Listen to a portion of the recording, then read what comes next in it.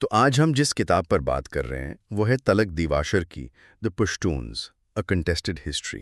جی، اور یہ کتاب اے صرف ایک ہسٹری نہیں ہے، یہ ایک ایسی قوم کی کہانی ہے جو صدیوں سے بڑی بڑی سلطنتوں کے بیچ ایک چٹان کی طرح کھڑی رہی۔ نہیں، بالکل نہیں، یہ ایک قوم کی نفسیات میں اترنے کی کوشش ہے، ان کی ثقافت، ان کے تضادات، وہ سب کچھ جس نے اس خطے کی تقدیر لکھی ہے۔ اور یہی پوائنٹ اس کتاب کو خاص بناتا ہے۔ دیواشر صرف واقعات نہیں گنوا رہے، وہ یہ دکھا رہے ہیں کہ یہ سرزمین جسے پشتونستان کہا جاتا ہے کیوں ہمیشہ سے ایک گلوبل چیس بورڈ بنی رہی، چاہے وہ برطانوی سلطنت ہو، سوویت یونین یا پھر امریکہ۔ بالکل، ہر کوئی یہاں آ کر اپنے ہاتھ جلا بیٹھا۔ کتاب کی شروع میں ہی ایک بڑی دلچسپ کوٹ ہے لارڈ کرزن کی۔ اچھا، 1908 کی؟ جی، 1908 کی۔ وہ کہتے ہیں کہ اگر آج سے 50 یا 100 سال بعد بھی سینٹرل ایشین سوسائٹی موجود رہی تو افغانستان اتنا ہی اہم سوال ہوگا جتنا آج ہے۔ اور یہ بات آج بھی 100% سچ لگتی ہے۔ بالکل۔ یہ اس خطے کی جو لازوال اسٹریٹجک امپورٹنس ہے نا، اس کو ظاہر کرتا ہے۔ تاریخی طور پر یہ علاقہ دریائے سندھ سے لے کر ہندو کش تک، رائٹ؟ جی، ہندو کش کے پہاڑوں تک پھیلا ہوا تھا، لیکن پھر 1893 میں وہ ڈیورنڈ لائن کھینچ دی گئی، جس نے ایک ہی قوم کو 2 ملکوں میں بانٹ دیا، پاکستان اور افغانستان۔ اور اسی تقسیم نے شاید ان کی شناخت کو اور بھی پیچیدہ بنا دیا ہے۔ کتاب میں ایک بہت دلچسپ بات ہے کیا؟ کہ آریوں سے لے کر امریکیوں تک سب حملہ آوروں نے ایک ہی سبق سیکھا: پشتون قبائل کو ہرایا نہیں جا سکتا۔ ہاں، وہ ایک قول ہے کہ آپ ان لوگوں کو نہیں ہرا سکتے جن کے یہاں شکست کا کوئی تصور ہی نہیں ہے۔ وہ صرف بقا پر، سروائیول پر یقین رکھتے ہیں۔ لیکن یہ حملے ہوتے کیوں رہے؟ کیا وسائل تھے وہاں؟ یہی تو بات ہے، یہ حملے وسائل یا دولت کے لیے نہیں ہوئے، یہ ساری جنگیں جغرافیائی اہمیت کی وجہ سے ہوئیں۔ 19ویں صدی میں برطانیہ اور روس کی گریٹ گیم، 20ویں صدی میں امریکہ اور سوویت یونین کی سرد جنگ، اور 21ویں صدی میں وار آن ٹیرر، مرکز یہی خطہ بنا۔ تو کتاب کا جو پہلا حصہ ہے دی سٹنگ، وہ اسی پس منظر کو بیان کرتا ہے۔ جی، پہلا باب ہے چیپٹر 1 دی لینڈ۔ اس میں پشتونستان کے جغرافیہ کا ذکر ہے۔ ایک برطانوی جرنل نے کہا تھا کہ جب خدا نے دنیا بنائی تو بہت سارے پتھر اور چٹانیں بچ گئیں جنہیں اس نے اس سرحد پر پھینک دیا۔ یہ اس علاقے کی دشواری کو ظاہر کرتا ہے۔ بالکل، مشرق میں دریائے سندھ اور مغرب میں ہندو کش کا پہاڑی سلسلہ۔ ہندو کش کا مطلب ہندوؤں کا قاتل بھی بتایا جاتا ہے۔ اوہ، وہ کیوں؟ کیونکہ کہا جاتا ہے کہ ہندوستان سے جو غلام لڑکے اور لڑکیاں لائے جاتے تھے وہ یہاں کی شدید سردی برداشت نہ کر پاتے تھے اور مر جاتے تھے۔ یہ تو بہت افسوسناک ہے۔ کتاب میں شہروں کا بھی ذکر ہے، ہرات، قندھار، کابل۔ ہاں، انہیں لیگو بلاک سے تشبیہ دی گئی ہے جنہیں وقت کے ساتھ مختلف سلطنتیں جوڑتی اور توڑتی رہی ہیں۔ قندھار تو صدیوں تک سیاسی مرکز رہا ہے نا؟ جی، صفوی اور مغل سلطنتوں کے درمیان ایک متنازع علاقہ تھا۔ کابل کی اہمیت ہندو کش اور ہندوستان جانے والے دروں کی وجہ سے ہے، اور پشاور تو خیبر پاس کے سرے پر ہندوستان کا گیٹ وے تھا۔ اچھا، تو جغرافی کے بعد اب آتے ہیں چیپٹر 2 اوریجنز کی طرف۔ یہ لوگ ہیں کون؟ یہ ایک بہت ہی متنازع سوال ہے، کوئی ایک متفقہ نظریہ نہیں ہے۔ سب سے مشہور نظریہ کون سا ہے؟ ایک مشہور لیکن غیر مصدقہ نظریہ یہ ہے کہ وہ اسرائیل کے 10 گمشدہ قبائل میں سے ایک ہے، یعنی بنی اسرائیل ہیں۔ واقعی؟ اس کی کوئی بنیاد؟ کتاب بتاتی ہے کہ کچھ رسم و رواج جیسے پیدائش کے 8ویں دن ختنہ کرنا یا گوشت اور دودھ کو نہ ملانا یہودیوں سے ملتے جلتے ہیں۔ یہ تو بہت دلچسپ ہے، لیکن زیادہ کریڈیبل نظریہ کیا ہے؟ زیادہ تر اسکالرز انہیں ہند آریائی نسل سے جوڑتے ہیں، لیکن پشتون خود کو قیس عبد الرشید کی اولاد مانتے ہیں۔ قیس عبد الرشید، یہ کون تھے؟ روایت کے مطابق قیس پیغمبر اسلام کے دور میں مدینہ گئے، اسلام قبول کیا اور پیغمبر نے انہیں پٹھان کا لقب دیا۔ پٹھان کا مطلب کیا ہے؟ شامی زبان میں اس کا مطلب رہنما یا کشتی کا پتوار بتایا جاتا ہے۔ اور تمام پشتون قبائل انہی کی اولاد ہیں؟ جی، قیس کے 3 بیٹے سربن، بیتن اور غورغشت، اور ایک گود لیا بیٹا کرلنڈی۔ تمام بڑے پشتون قبائل کے بانی یہی مانے جاتے ہیں۔ سربن سے درانی، بیتن سے غلزئی۔ اور کرلنڈی سے افریدی، وزیر، محسود جیسے پہاڑی قبائل۔ بالکل۔ کتاب میں غلزئی قبیلے کی ایک عجیب کہانی بھی ہے۔ جی، وہ کہانی قبیلائی شجرہ نسب کی پیچیدگی کو ظاہر کرتی ہے۔ کہا جاتا ہے کہ غلزئیوں کا سلسلہ ایک خاتون بی بی متو سے جڑتا ہے جو شادی سے پہلے حاملہ ہو گئی تھیں۔ ان کے بیٹے کا نام غلزئی رکھا گیا، جس کا مطلب ہے چور کا بیٹا۔ تو یہ ظاہر کرتا ہے کہ قبیلائی شناخت کتنی کمپلیکس ہے۔ صحیح۔ اب آتے ہیں اگلے چیپٹر پر۔ Chapter 3 tribal characteristics. پشتون معاشرہ دنیا کے سب سے زیادہ منقسم نسلی گروہوں میں سے ایک ہے۔ ہر فرد کی وفاداری کا پہلا دائرہ اس کا خاندان، پھر قبیلہ اور پھر قبائلی کنفیڈریسی ہے۔ اور یہی تقسیم شاید ایک وجہ ہے کہ کوئی بیرونی طاقت انہیں پوری طرح اپنے ماتحت نہیں کر سکی۔ بالکل۔ ایک عام کہاوت ہے، ہر آدمی ایک ملک ہے۔ یہ ان کی انفرادیت پسندی کو دکھاتا ہے۔ ہاں، غنی خان نے بھی لکھا ہے کہ پٹھان بارش سے اگنے والی گندم کی طرح ہیں، وہ سب ایک ہی دن اگتے ہیں، وہ سب ایک جیسے ہیں۔ کتاب میں اکبر احمد کے نظریے کا بھی حوالہ ہے جو پشتون قبائل کو دو اقسام میں تقسیم کرتا ہے، ننگ اور کلنگ۔ ننگ اور کلنگ یہ کیا ہے؟ ننگ یعنی عزت والے قبائل جو پہاڑی علاقوں میں رہتے ہیں اور کسی کو ٹیکس نہیں دیتے، آزاد ہیں۔ اور کلنگ؟ کلنگ یعنی ٹیکس والے قبائل، یہ میدانی علاقوں میں رہتے ہیں اور ریاست کو ٹیکس ادا کرتے ہیں۔ اچھا، تو یہ ایک اندرونی سیاسی تقسیم ہے۔ جی، اور وزیرستان ماڈل کا بھی ذکر ہے جس میں طاقت کے 3 ستون ہیں: قبائلی بزرگ یعنی ملک، مذہبی رہنما یعنی ملا، اور حکومت کا نمائندہ پولیٹیکل ایجنٹ۔ اور یہ تینوں ایک دوسرے سے مقابلہ بھی کرتے ہیں۔ ہاں، ایک دوسرے پر انحصار بھی کرتے ہیں اور مقابلہ بھی۔ ایک ڈائنامک ریلیشن شپ ہے۔ اور اس سب کو جو چیز چلاتی ہے وہ ہے جرگا۔ جرگا یعنی بالغ مردوں کی پنچایت۔ یہ انصاف سے زیادہ تنازعات کے حل کا ایک نظام ہے۔ اس کے فیصلے شریعت اور پشتون والی کی بنیاد پر ہوتے ہیں۔ اور یہ لشکر بھی بنا سکتا ہے، یعنی قبائلی ملیشیا؟ جی، اپنے فیصلوں پر عمل درآمد کروانے کے لیے۔ تو اب ہم پہنچے ہیں ایک بہت ہی اہم باب پر، چیپٹر 4 پشتون والی یعنی پشتون کا راستہ۔ پشتون والی ایک غیر تحریری ضابطہ اخلاق ہے جو پشتونوں کو دوسرے نسلی گروہوں سے ممتاز کرتا ہے۔ اور اس کا مرکز کیا ہے؟ اس کا مرکز ایک لفظ ہے، ننگ یعنی عزت۔ عزت۔ اور یہ عزت 3 چیزوں کے گرد گھومتی ہے: زن یعنی عورت، زر یعنی دولت اور زمین، اور زمین۔ 17ویں صدی کے شاعر خوشحال خان کھٹک نے لکھا تھا، عزت کا لفظ ہی مجھے دیوانہ کر دیتا ہے۔ بالکل، اور عزت کی حفاظت کے لیے ہتھیار رکھنا بھی ضروری سمجھا جاتا ہے۔ ایک کہاوت ہے، آدمی کی بندوق اس کا زیور ہے۔ تو پشتون والی کے بنیادی اصول کیا ہیں؟ کتاب کئی بتاتی ہے، لیکن 3 سب سے اہم ہیں۔ پہلا ہے میلمستیا یعنی مہمان نوازی۔ مہمان نوازی؟ مہمان کی حفاظت کرنا ایک قومی فخر کی بات ہے۔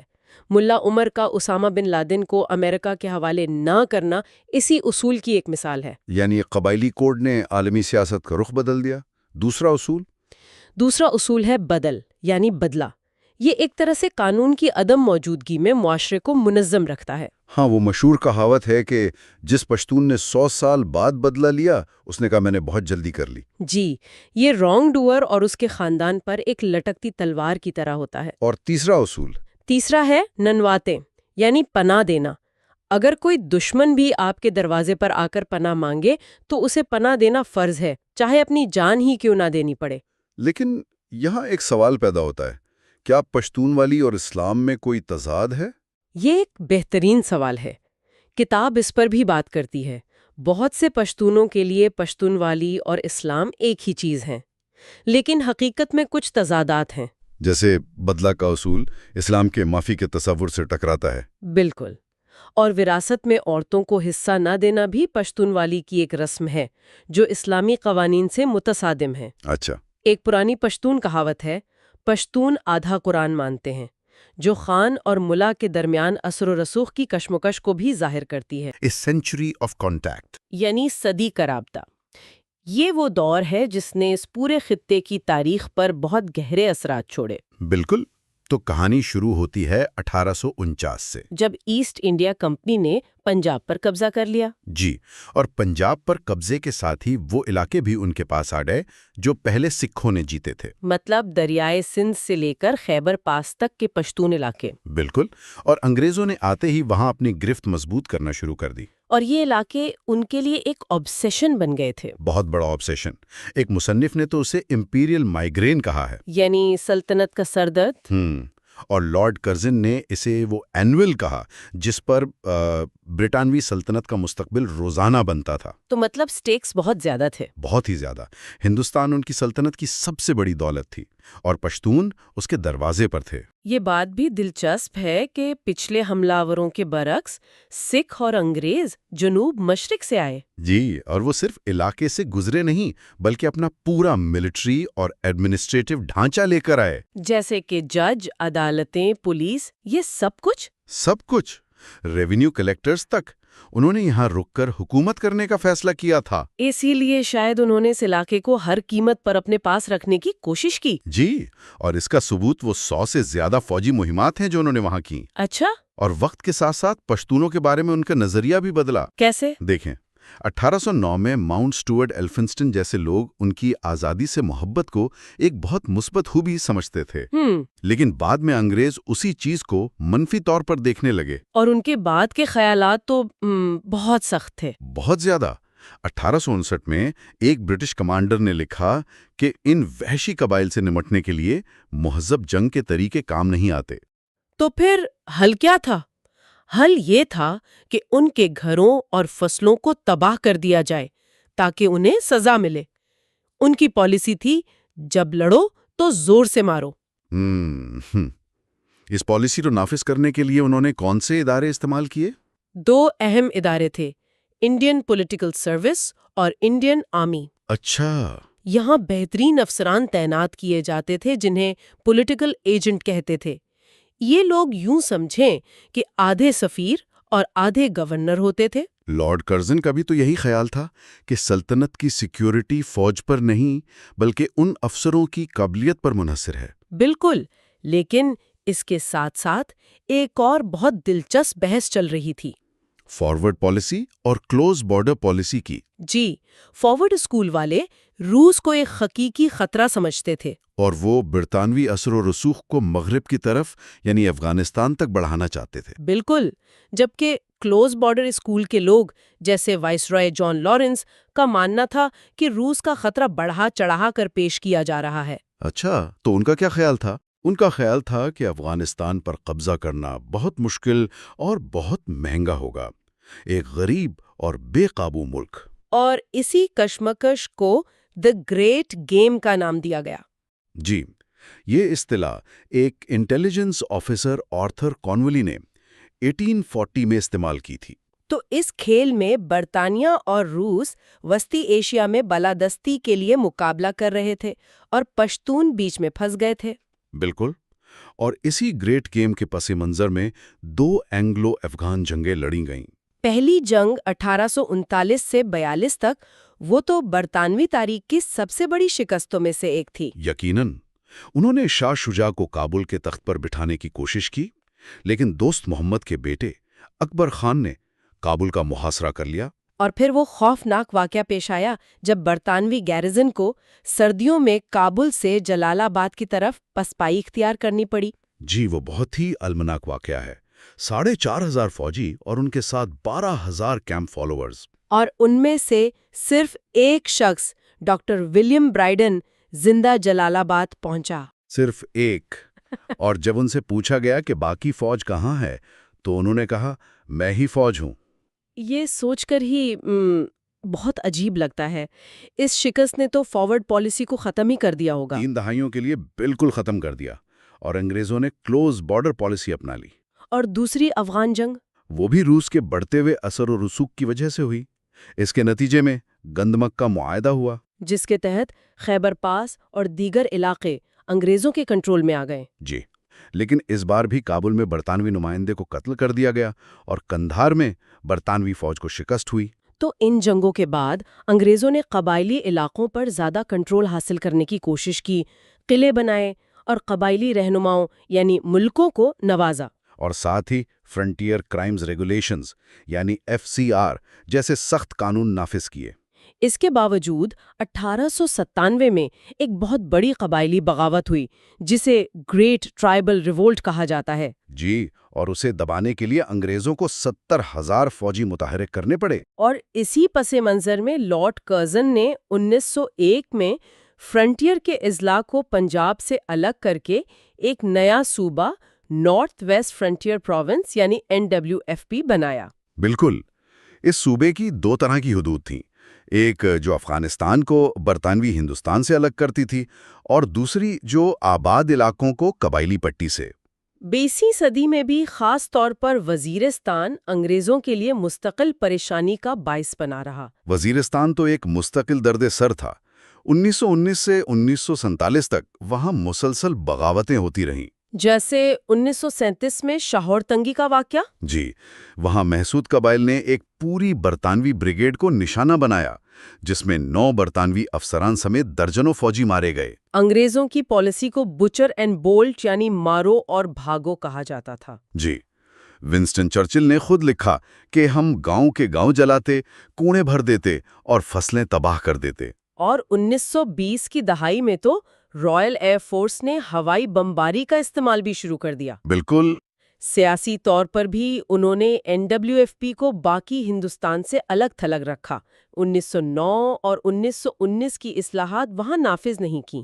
ان کا خیال تھا کہ پشتون کو ہندوستانی قوم پرستی میں کوئی دلچسپی نہیں ہے۔ لیکن 1930 میں عبدالغفار خان کی تحریک اور قصہ خانی بازار کے قتل عام نے یہ سوچ بدل دی۔ جی، اس نے سب کچھ بدل دیا۔ تو آخر میں ایک صدی کے رابطے کے بعد بھی انگریز اس مسئلے کا کوئی مستقل حل نہیں نکال سکے، کوئی حل نہیں۔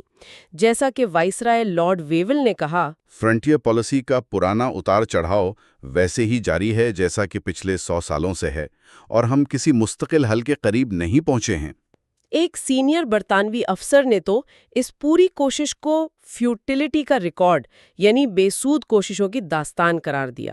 بالکل۔ اب آتے ہیں ایک بہت ہی متنازع موضوع پر جو شاید ان کی سب سے دیرپا میراث ہے، ڈیورنڈ لائن۔ جی، باب 10 دا ڈیورنڈ لائن۔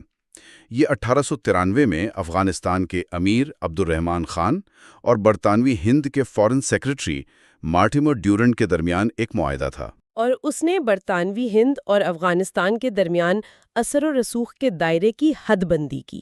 مسئلہ یہ ہے کہ آج تک کسی بھی افغان حکومت نے اسے بین الاقوامی سرحد کے طور پر قبول نہیں کیا ہے، جبکہ پاکستان کا اصرار ہے کہ یہ ایک قائم شدہ بین الاقوامی سرحد ہے۔ جی، اور اس لائن نے قبائلی گروہوں کو تقسیم کر دیا۔ ممند اور وزیر قبائل آدھے ایک طرف رہ گئے اور آدھے دوسری طرف۔ اچھا، لیکن امیر عبد الرحمان جو خود ایک پشتون تھے، انہوں نے تقریباً 50% پشتون علاقوں سے دستبرداری کیوں قبول کی؟ یہ ایک بہت بڑا سوال ہے۔ ایک خیال یہ ہے کہ انہیں اندازہ نہیں تھا کہ یہ معاہدہ مستقل میں مستقل ہو سکتا ہے۔ اور معاہدے کے متن کے ساتھ بھی کچھ مسائل تھے۔ جی، پہلا تو یہ کہ امیر نے معاہدے کے انگریزی متن پر دستخط کیے جبکہ وہ یہ زبان نہیں جانتے تھے۔ فارسی متن استعمال نہیں کیا گیا؟ نہیں کیا گیا، حالانکہ ڈیورنڈ فارسی جانتے تھے، اور معاہدے کے ساتھ جو نقشہ تھا اس پر بھی امیر کے دستخط نہیں تھے۔ لیکن سب سے اہم نقطہ تو خود برطانویوں کا اپنا خیال تھا، وہ اسے کیا سمجھتے تھے؟ یہ سب سے حیران کن بات ہے۔ اس وقت کے سرکاری خطوط سے واضح ہے کہ وہ ڈیورنڈ لائن کو خود مختاری کی منتقلی کے طور پر نہیں دیکھتے تھے۔ اچھا؟ خود مارٹیمر ڈیورنڈ نے کہا تھا، ہندوستان کی طرف کے قبائل کو برطانوی علاقے کا حصہ نہیں سمجھا جانا چاہیے، وہ صرف تکنیکی معاملوں میں ہمارے اثر و رسوخ کے تحت ہیں۔ صرف اثر و رسوخ کے تحت؟ جی، صرف اسفیئرز آف انفلوئنس۔ تو پھر یہ ایک بین الاقوامی سرحد کیسے بن گئی؟ یہ اتنا بڑا یو ٹرن کب آیا؟ یہ یو ٹرن آیا 1950 میں۔ برطانوی دولت مشترکہ کے سیکرٹری فلپ نوول بیکر نے برطانوی ہاؤس آف کامنز میں اعلان کیا کہ پاکستان برطانوی ہند کے حقوق کا جانشین ہے اور ڈیورنڈ لائن ایک بین الاقوامی سرحد ہے۔ یہ تو اصل معاہدے کے روح کے بالکل خلاف تھا۔ بالکل خلاف تھا۔ اس کے قانونی پہلو بھی بہت پیچیدے ہیں۔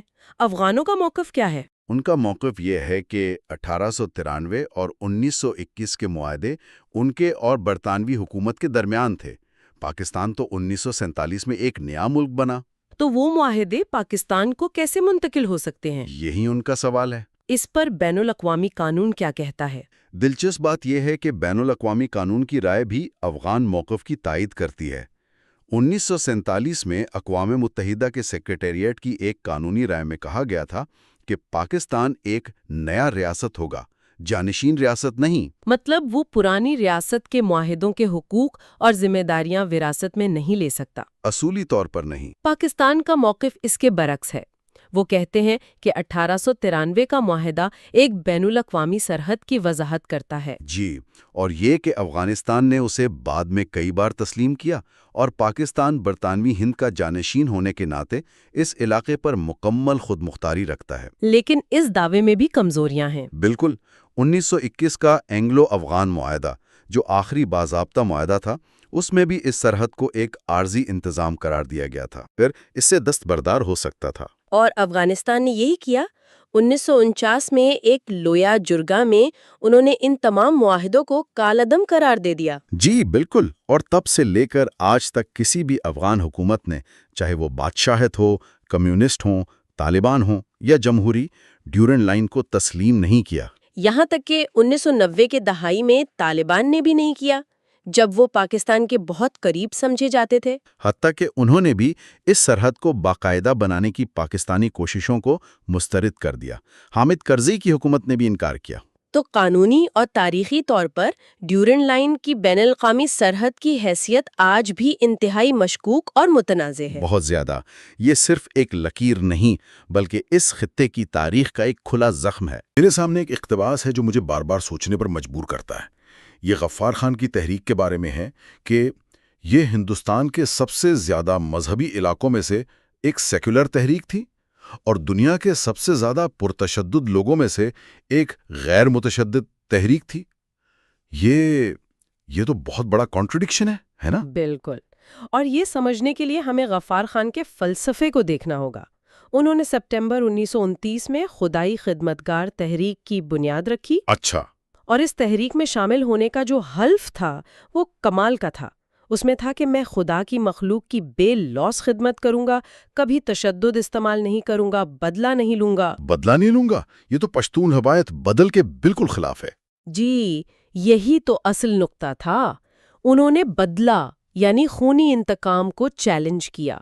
انہوں نے کہا کہ اصل غیرت بدلہ لینے میں نہیں بلکہ معاف کرنے میں ہے۔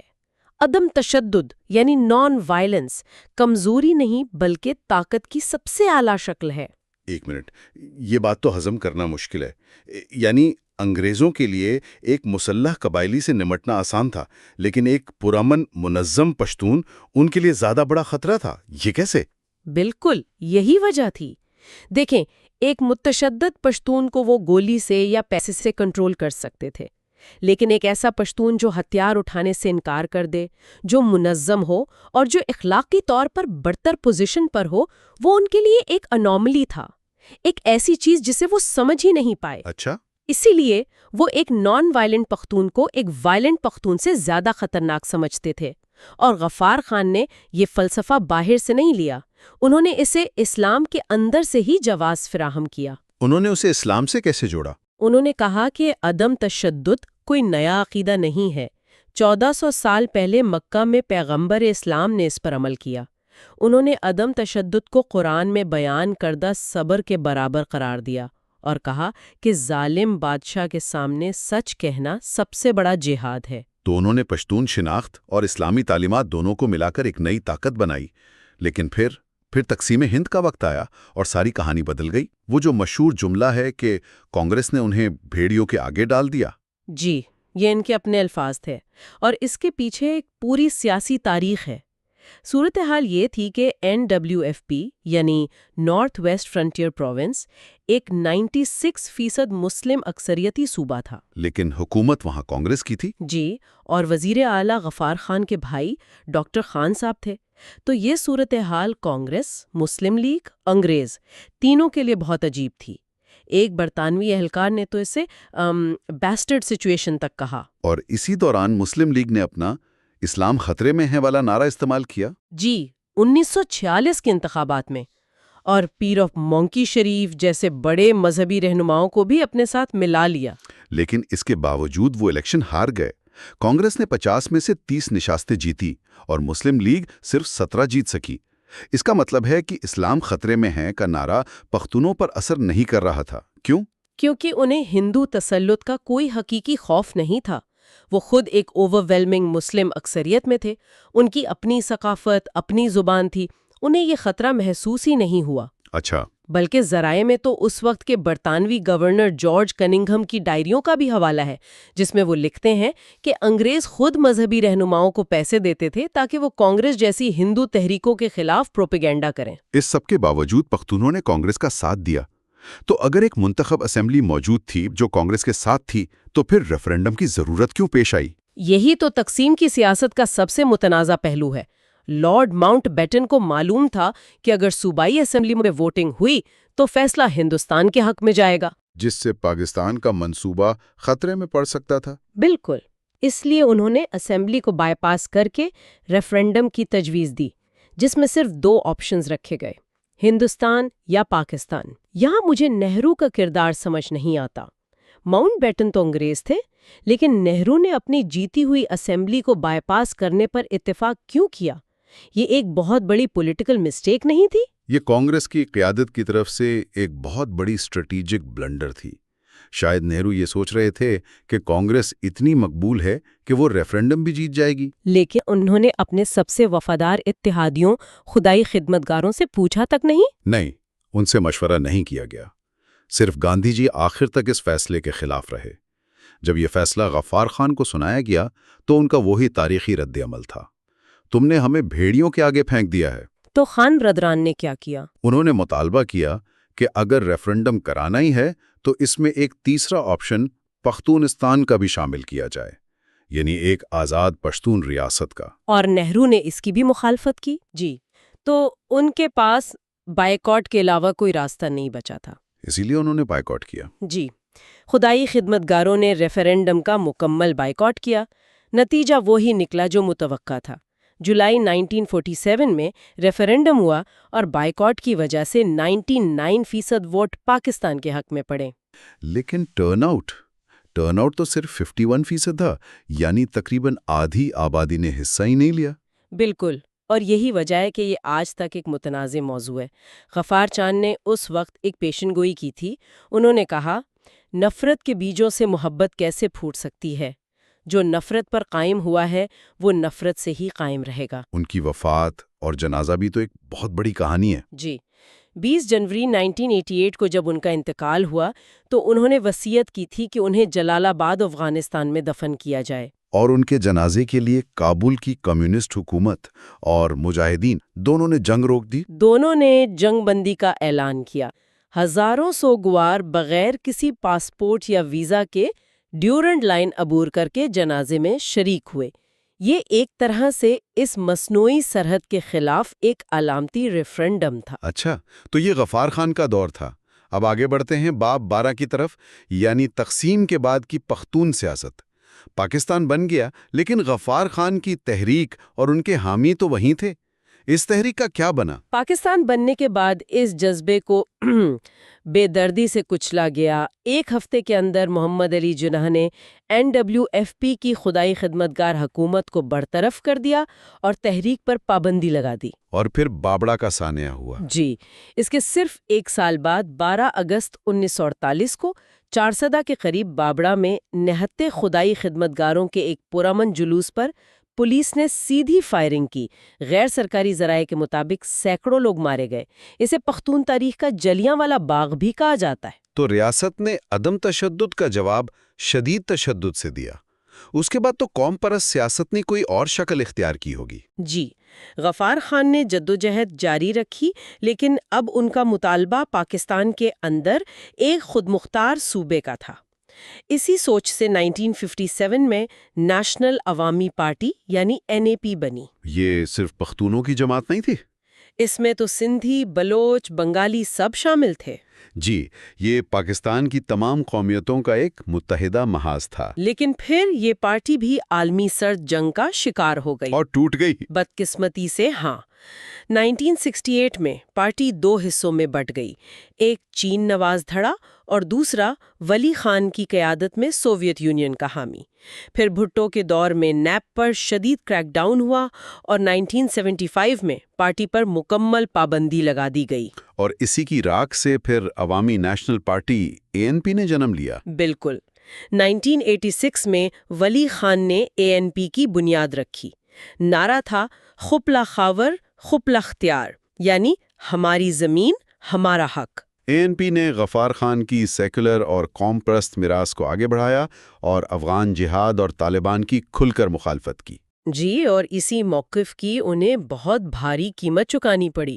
2008 سے 2013 تک وہ حکومت میں رہے، لیکن 2013 کے انتخابات سے پہلے کا دور تو ان کے لیے بہت خونی تھا۔ ہاں، میں پڑھ رہی تھی کہ 700 سے زیادہ کارکن اور رہنما مارے گئے۔ بہت زیادہ۔ تحریک طالبان پاکستان TTP نے انہیں چن چن کر نشانہ بنایا۔ حالات اتنے خراب تھے کہ اسفندیار ولی خان نے وہ تاریخی بیان دیا کہ خیبر پختونخوا میں چیف الیکشن کمشنر حکیم اللہ مسعود تھا۔ ایک چلنگ سٹیٹمنٹ ہے، مطلب ریاست انتخاب کروا رہی تھی لیکن اصل کنٹرول طالبان کا تھا۔ یہ تو ہوئی سیکولر قوم پرست سیاست، لیکن پختون معاشرے میں دوسرا بڑا دھڑا تو مذہبی جماعتوں کا ہے، خاص طور پر جمعیت علماء اسلام کا۔ جی، اور یہ پختون سیاست کا دوسرا بڑا اور کہنا چاہیے کہ متضاد دھارا ہے۔ JUIF کے طالبان کے ساتھ ہمیشہ سے گہرے نظریاتی روابط رہے ہیں۔ 1996 میں جب طالبان نے کابل پر قبضہ کیا تھا تب بھی جی، تب مولانا فضل الرحمٰن میں ان کی بھرپور حمایت کی اور پاکستان میں بھی افغانستان جیسی صورتحال پیدا کرنے کی دھمکی دی۔ ان کے مدارس طالبان کے لیے افرادی قوت کا سب سے بڑا ذریعہ رہے۔ تو اس طرح ہمارے سامنے پختون سیاست کے 3 بڑے دھارے آ جاتے ہیں، ایک سیکولر قوم پرست ANP، دوسری مذہبی JUF، اور تیسرا کون سا ہے؟ ایک تجزیہ کار ہے اعجاز خان، ان کے مطابق تیسرا دھارا سٹیٹس کا ہے۔ یہ وہ پشتون ہے جو پاکستان کے ریاستی نظام میں، یعنی فوج، بیوروکریسی، مین سٹریم سیاسی جماعتوں میں مکمل طور پر ضم ہو چکے ہیں۔ تو مقابلہ ان 3 گروہوں کے درمیان ہے، سیکولر نیشنلسٹ، اسلامسٹ اور سٹیٹسٹ۔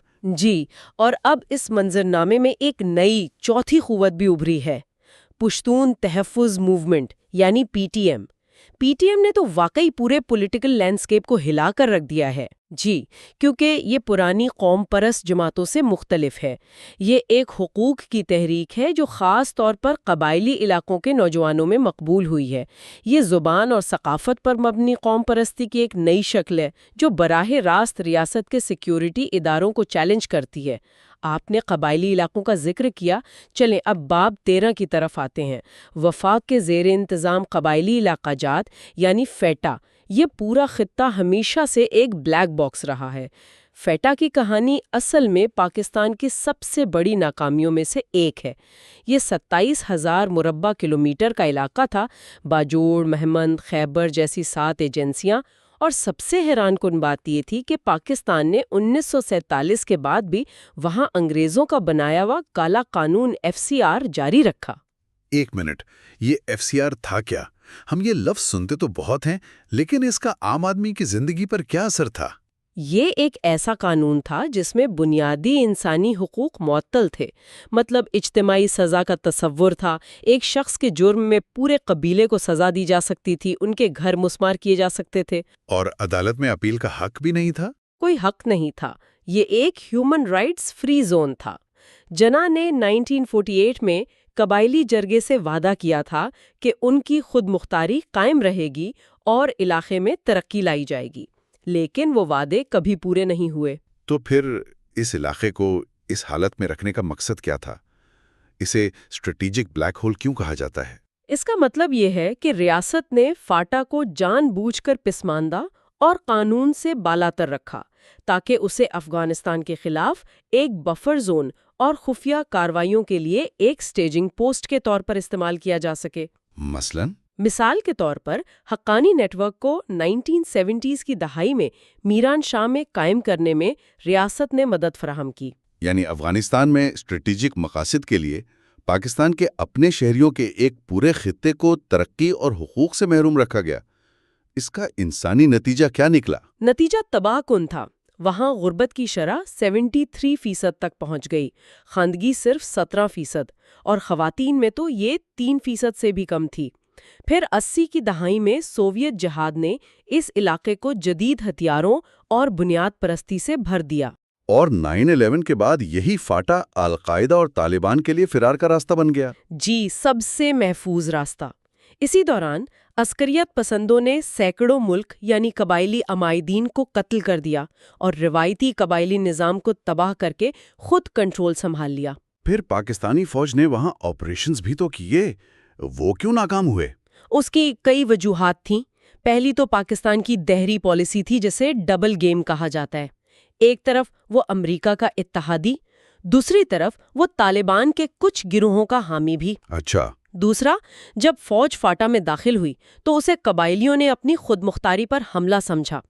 فوج نے پولیٹیکل ایجنٹ کے نظام کو بائی پاس کرنے اور قبائل سے کیے گئے وعدوں کو توڑنے جیسی غلطیاں کی، جس سے فوج اور قبائل کے درمیان ہی جنگ شروع ہو گئی۔ اور نتیجہ یہ نکلا کہ فوج کو امن معاہدے کرنے پڑے۔ جی، بھاری نقصان اٹھانے کے بعد انہیں عسکریت پسندوں کے ساتھ امن معاہدے کرنے پڑے۔ اور اس پورے عرصے میں انسانی حقوق کی صورتحال تو بد سے بدتر ہوتی گئی ہوگی۔ جی، ایمنسٹی انٹرنیشنل جیسی تنظیموں کی رپورٹس کے مطابق دونوں طرف سے سنگین خلاف ورزیاں ہوئیں۔ طالبان نے قتل، تشدد، اسکولوں کو جلایا، دوسری طرف پاکستانی سیکیورٹی فورسز پر بھی جبری گمشدگیوں، حراست میں تشدد اور ماورائے عدالت قتل کے سنگین الزامات لگے۔ آخرکار 2014 میں پشاور اسکول حملے کے بعد ریاست کو ہوش آیا اور فاٹا کو خیبر پختونخوا میں ضم کرنے کا فیصلہ ہوا۔ کیا اس انضمام سے حالات بہتر ہوئے ہیں؟ دیکھیں، کاغذ پر تو بہت بڑی تبدیلی آئی ہے۔ 25ویں آئینی ترمیم کے ذریعے فاٹا کو KPK میں ضم کر دیا گیا اور بدنام زمانہ FCR کو ختم کر دیا گیا۔ لیکن عملی طور پر اصلاحات کا عمل بہت سست ہے۔ بہت سست ہے، اور کچھ لوگوں کا یہ بھی الزام ہے کہ نئے قانون جیسے actions in aid of civil power regulation, اس نے سیکیورٹی فورسز کو وسیع اختیارات دے دیے ہیں، جسے ناقدین نیا FCR کہہ رہے ہیں۔ اور وہ جو ترقی کے لیے فنڈز کا وعدہ کیا گیا تھا؟ فاٹا کی ترقی کے لیے سالانہ 100 ارب روپے دینے کا وعدہ کیا گیا تھا، جو کبھی پورا نہیں ہوا۔ فنڈز کی کمی کی وجہ سے عدالتی اور انتظامی نظام آج بھی پوری طرح فعال نہیں ہو سکا ہے۔ اس علاقے میں ایک اور مسئلہ اچھے اور برے طالبان کی تفریق کا بھی رہا ہے۔ کیا یہ پالیسی اب ختم ہو گئی ہے؟ دیکھیں، یہ پاکستان کی پالیسی کی سب سے بڑی خامی رہی ہے۔ حقیقت یہ ہے کہ اچھے اور برے طالبان دونوں ایک ہی نظریے سے متاثر ہیں، اور ان کا انفراسٹرکچر بھی اکثر مشترک ہوتا ہے۔ اور مذہبی تشدد بھی تو ایک مسئلہ رہا ہے۔ جی، خاص طور پر کرم ایجنسی میں شیعہ سنی تنازع کو ہوا دینے میں بھی ریاست کے حمایت یافتہ گروہوں کا کردار رہا ہے۔ جب تک اس پورے نظریاتی انفراسٹرکچر کو چیلنج نہیں کیا جاتا، صرف فوجی آپریشن سے دیر پا امن قائم کرنا بہت مشکل نظر آتا ہے۔ یہاں اتحاد اور وفاداریاں مسلسل بدلتی رہتی ہیں، جس سے یہ صورتحال اور بھی پیچیدہ ہو جاتی ہے۔ بادشاہت اور جمہوریہ، 1901 1978۔ بالکل، کہانی 1901 سے شروع ہوتی ہے، جب امیر عبد الرحمن کی موت کے بعد ان کے بیٹے حبیب اللہ خان نے پرامن طریقے سے تخت سنبھالا۔ اور یہ خود افغانستان کی تاریخ میں ایک بڑی بات تھی، ہے نا؟ کیونکہ وہاں تو اقتدار کی منتقلی اکثر پرتشدد ہوتی تھی۔ جی، یہ بہت غیر معمولی بات تھی۔ حبیب اللہ نے بنیادی طور پر اپنے والد کی پالیسیوں کو ہی آگے بڑھایا، یعنی ماڈرنائزیشن پر زور، ایک مضبوط مرکزی حکومت اور ایک بہتر فوج۔ اچھا، تو یہ ایک طرح سے کنٹینیوٹی کا دور تھا، کوئی بڑی تبدیلی نہیں آئی؟ شروع میں نہیں۔ حبیب اللہ نے کچھ اہم کام کیے۔ ملک کا پہلا ملٹری کالج حربیہ اور پہلا جدید ہائی اسکول حبیبیہ قائم کیا۔ حبیبیہ اسکول فرانسیسی ماڈل پر تھا اور اس میں زیادہ تر اساتذہ ہندوستان سے آئے تھے، جبکہ ملٹری کالج ایک ترک افسر کی نگرانی میں تھا۔ صحیح۔ انہوں نے قومی ترانہ متعارف کرایا، پہلا پرنٹنگ پریس لگایا اور پہلا اخبار بھی شروع کیا۔ تو وہ ملک کو آہستہ آہستہ جدید بنا رہے تھے، لیکن معاشرتی ڈھانچے کو چھیڑے بغیر۔ لیکن پھر 1919 میں ان کا قتل ہو جاتا ہے اور ان کے بیٹے امان اللہ خان اقتدار میں آتے ہیں، اور ذرائع بتاتے ہیں کہ یہاں سے افغانستان کی تاریخ ایک نیا اور بہت تیز موڑ لیتی ہے۔ جی، امان اللہ کو افغانستان کا پہلا حقیقی ماڈرنسٹ اور نیشنلسٹ حکمران کہا جاتا ہے۔ بالکل، امان اللہ خان ایک انقلابی سوچ کے مالک تھے۔ آتے ہی انہوں نے افغانستان کی مکمل آزادی کا اعلان کر دیا، جس پر تیسری اینگلو افغان جنگ ہوئی۔ اور آخرکار برطانیہ کو افغانستان کی مکمل آزادی تسلیم کرنا پڑی۔ جی، یہ ایک بہت بڑی کامیابی تھی۔ پھر انہوں نے ملک کو پہلا آئین دیا، جس میں تمام شہریوں کو برابر کے حقوق دینے کی بات کی گئی۔ لیکن ان کی اصلاحات، خاص طور پر سماجی اصلاحات، بہت متنازع تھیں، جیسے مخلوط تعلیم، عورتوں کو پردہ ہٹانے کی ترغیب دینا اور کابل میں مغربی لباس۔ یہ تو اس وقت کے قدامت پسند افغان معاشرے کے لیے ایک بہت بڑا جھٹکا ہوگا۔ بہت بڑا، اور یہی ان کے زوال کی وجہ بنا۔ یہ ایک کلاسک ریفارمرز ڈیلیما کی مثال ہے۔ ایک رہنما جو اپنے معاشرے کو اس کی رفتار سے بہت زیادہ تیزی سے بدلنے کی کوشش کرتا ہے، وہ اپنی حمایت کھو دیتا ہے، چاہے اس کی نیت کتنی ہی اچھی کیوں نہ ہو۔ صحیح۔ 1923 میں جب انہوں نے اپنا آئین منظور کروانے کے لیے لویا جرگہ بلایا تو قبائلی رہنماؤں نے خواتین کی آزادی اور مخلوط تعلیم جیسی شکوں کو صاف مسترد کر دیا۔ لیکن انہوں نے جرگے کی بات نہیں مانی ہے نا؟ نہیں، انہوں نے تقریباً 1000 نمائندوں میں سے صرف 100 کی حمایت سے آئین زبردستی نافذ کر دیا۔ ایک بادشاہ کے لیے اپنے مشاورتی جرگے کی رائے کو اس طرح نظر انداز کرنا ایک بہت بڑا سیاسی خطرہ تھا۔ بالکل۔ شاید انہیں اندازہ نہیں تھا کہ اس کے نتائج کیا ہوں گے۔ اس آئین میں پہلی بار افغان شہری کا تصور دیا گیا، جس کا مطلب تھا کہ شناخت قبیلے یا نسل سے نہیں بلکہ ملک سے ہوگی۔ یہ ایک بہت ترقی پسند سوچ تھی۔ جی، لیکن اس نے قبائلی اور مذہبی دونوں حلقوں کو اپنا مخالف بنا دیا۔ اور تعلیم کے میدان میں بھی انہوں نے لڑکیوں کو بیرون ملک بھیجنا شروع کر دیا تھا، جو اس وقت کے لیے ایک ناقابل تصور قدم ہوگا۔ جی، جب انہوں نے لڑکیوں کو اسکالرشپ پر ترکی اور سوئٹزرلینڈ بھیجنا شروع کیا تو قدامت پسند طبقہ مکمل طور پر ان کے خلاف ہو گیا۔ تو نتیجہ یہ نکلا کہ پہلے علماء نے ان کی حمایت ختم کی، پھر لویا جرگہ کو نظر انداز کرنے پر قبائلی حمایت بھی جاتی رہی۔ آخر کار 1929 میں شنواری قبیلے نے بغاوت کر دی اور باقی پشتون قبائل نے بھی ان کا ساتھ چھوڑ دیا۔ اور اسی افراتفری کا فائدہ اٹھا کر ایک تاجک گوریلا لیڈر حبیب اللہ کالاکانی، جسے بچہ سکا کہا جاتا تھا، اس نے کابل پر قبضہ کر لیا اور امان اللہ کو ملک سے فرار ہونا پڑا۔ تو افغانستان میں پشتون بادشاہت کا خاتمہ ایک تاجک رہنما کے ہاتھوں ہوا، چاہے کچھ مہینوں کے لیے صحیح۔ یہ پشتون اسٹیبلشمنٹ کے لیے تو ناقابل قبول ہوگا۔ بالکل، بچہ سکا کا 9 مہینے کا دور حکومت پشتون بالادستی میں ایک خلل سمجھا جاتا ہے۔ آخرکار نادر خان کی قیادت میں ڈیورنڈ لائن کے دونوں طرف سے وزیر اور محسود قبائل کا ایک لشکر آیا اور انہوں نے بچہ سکا کی حکومت کا خاتمہ کر کے اسے پھانسی دے دی۔ اور اس کے بعد مصاحبان خاندان کا دور شروع ہوتا ہے، جو اگلے 50 سال تک چلا۔ جی، یہ نسبتاً استحکام کا دور تھا، لیکن اس کی بنیاد ایک خاص نظریے پر رکھی گئی تھی۔ جی، مصاحبان خاندان جو درانیوں کے محمد زئی شاخ سے تھے، کٹر پشتون قوم پرست تھے۔ ان کا نظریہ بڑا واضح تھا، افغانستان پشتونوں کا ملک ہے، اس پر حکومت پشتون ہی کریں گے اور یہ حکومت پشتونوں کے لیے ہوگی۔ اچھا۔ انہوں نے اس نظریے کو قائم کرنے کی کوشش کی کہ صرف شاہی خاندان اور پشتون قبائل ہی افغانستان کے جائز حکمران ہیں۔ اور اس نظریے کو فروغ دینے کے لیے انہوں نے باقاعدہ کام بھی کیا، جیسے پشتو زبان اور ادب کی سرپرستی کرنا۔ بالکل، اور پھر 1947 میں پاکستان بننے کے بعد پشتونستان کا مسئلہ کھڑا کرنا، جس سے پشتون قوم پرستی کو مزید ہوا ملی۔ جی۔ نادر خان کے 1933 میں قتل کے بعد ان کے بیٹے ظاہر شاہ بادشاہ بنے، لیکن اگلے 20 سال تک اصل طاقت ان کے چچاؤں کے ہاتھ میں رہی۔ صحیح۔ 1953 میں ظاہر شاہ کے کزن سردار داؤد خان وزیر اعظم بنے۔ داؤد خان بھی ایک پرجوش پشتون قوم پرست تھے، لیکن انہوں نے کچھ محتاط سماجی اصلاحات بھی کیں، جیسے 1959 میں خواتین کو اپنی مرضی سے پردہ ہٹانے کی اجازت دی۔ لیکن اسی دور میں ایک اور دلچسپ چیز ہو رہی تھی۔ افغانستان میں غیر ملکی اثر و رسوخ خاص طور پر تعلیم کے شعبے میں بہت بڑھ رہا تھا۔ ہاں، اور یہ ایک بہت اہم نکتہ ہے۔ اس دور میں کابل ایک عجیب تعلیمی تجربہ گاہ بن گیا تھا۔ اچھا۔ دوسرا، کابل یونیورسٹی میں امریکی پروفیسروں سے لبرلزم سیکھ رہا ہے۔ تیسرا فرانسیسی استادوں سے سیکولرزم اور چوتھا جرمن انسٹرکٹرز سے پولیس اکیڈمی میں نظم و ضبط۔ بالکل۔ واہ، مطلب یہ تو ایک ہی نسل کے اندر نظریاتی طور پر بالکل مختلف گروہ تیار ہو رہے تھے۔ یہ تو مستقبل میں تصادم کی بنیاد رکھنے کے مترادف ہے۔ بالکل یہی ہوا۔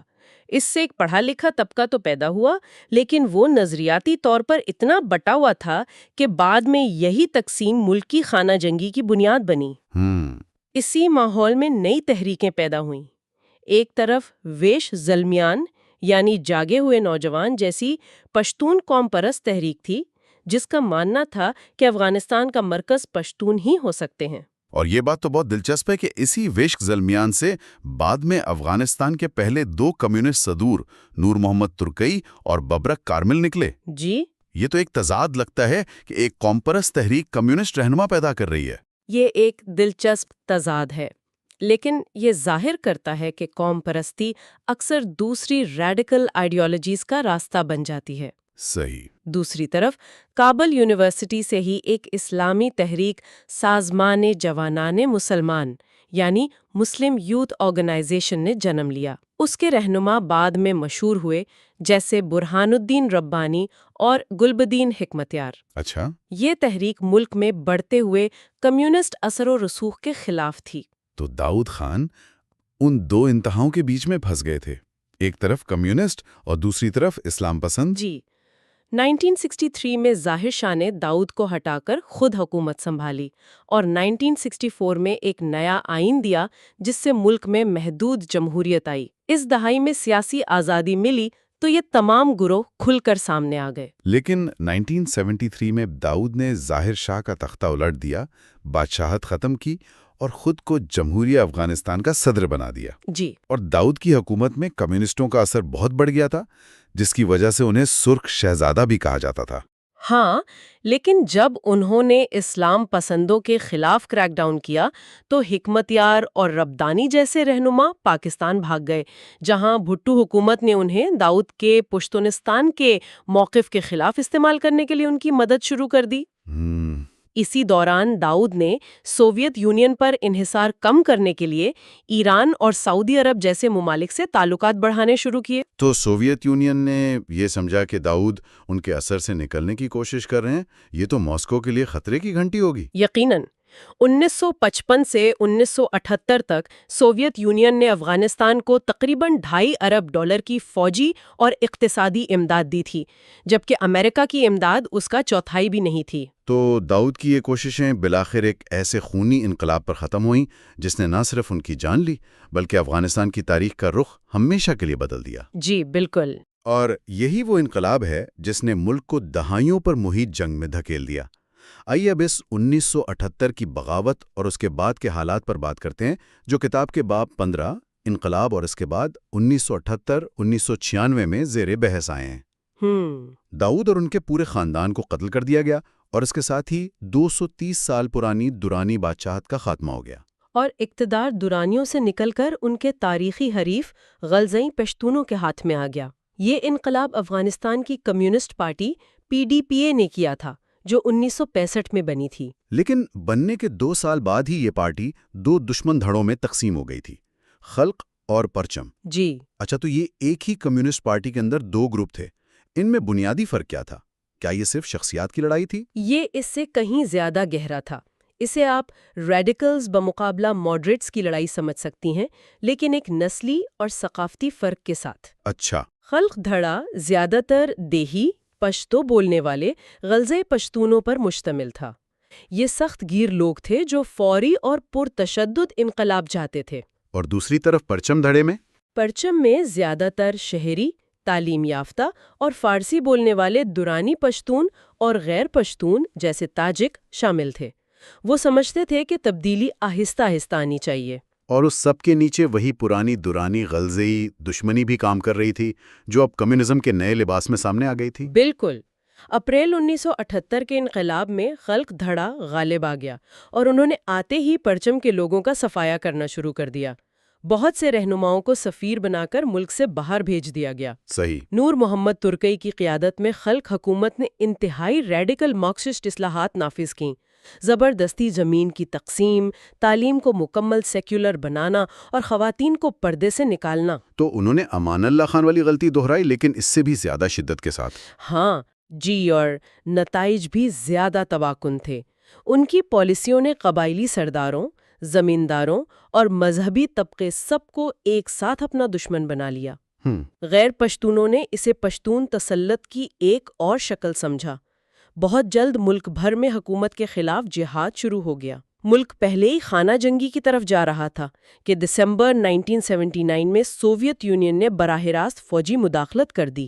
لیکن سوویت مداخلت سے پہلے بھی تو پی ڈی پی اے کے اندر اقتدار کی جنگ چل رہی تھی۔ ہاں، خلق کے دو بڑے رہنماؤں نور محمد ترکی اور حفیظ اللہ آمین کے درمیان اختلافات اتنے بڑے کہ سپٹمبر 1979 میں آمین نے ترکی کو قتل کروا کر خود اقتدار سنبھال لیا۔ اچھا۔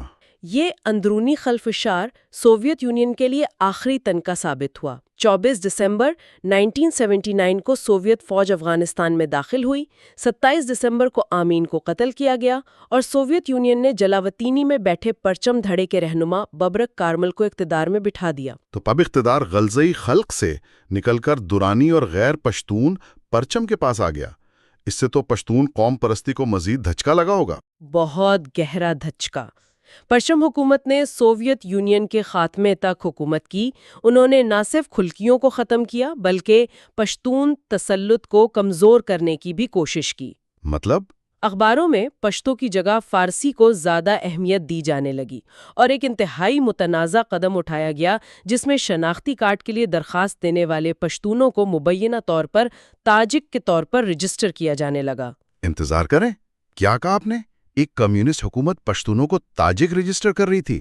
یہ تو ملکی ڈیموگرافک ساخت کو بدلنے کی کوشش تھی۔ بالکل، یہ ایک طرح سے نسلی انجینئرنگ تھی۔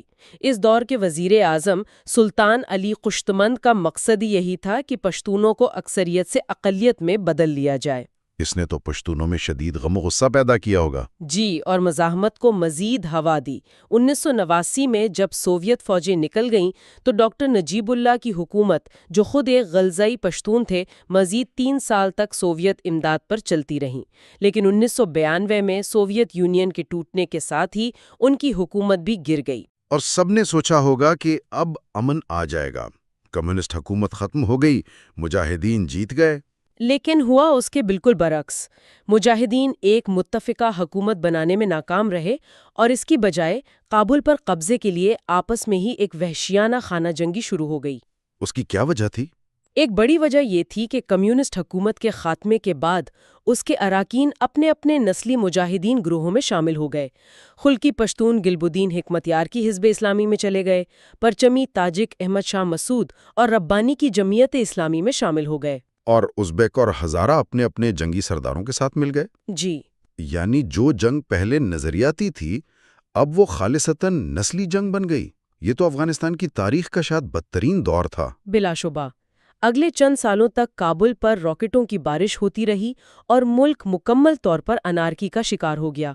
ہر علاقے پر کسی نہ کسی جنگی سردار کا قبضہ تھا۔ اور اسی افراتفری اور انارکی کے پس منظر میں 1994 میں قندھار سے ایک نئی قوت ابھری جسے دنیا طالبان کے نام سے جانتی ہے۔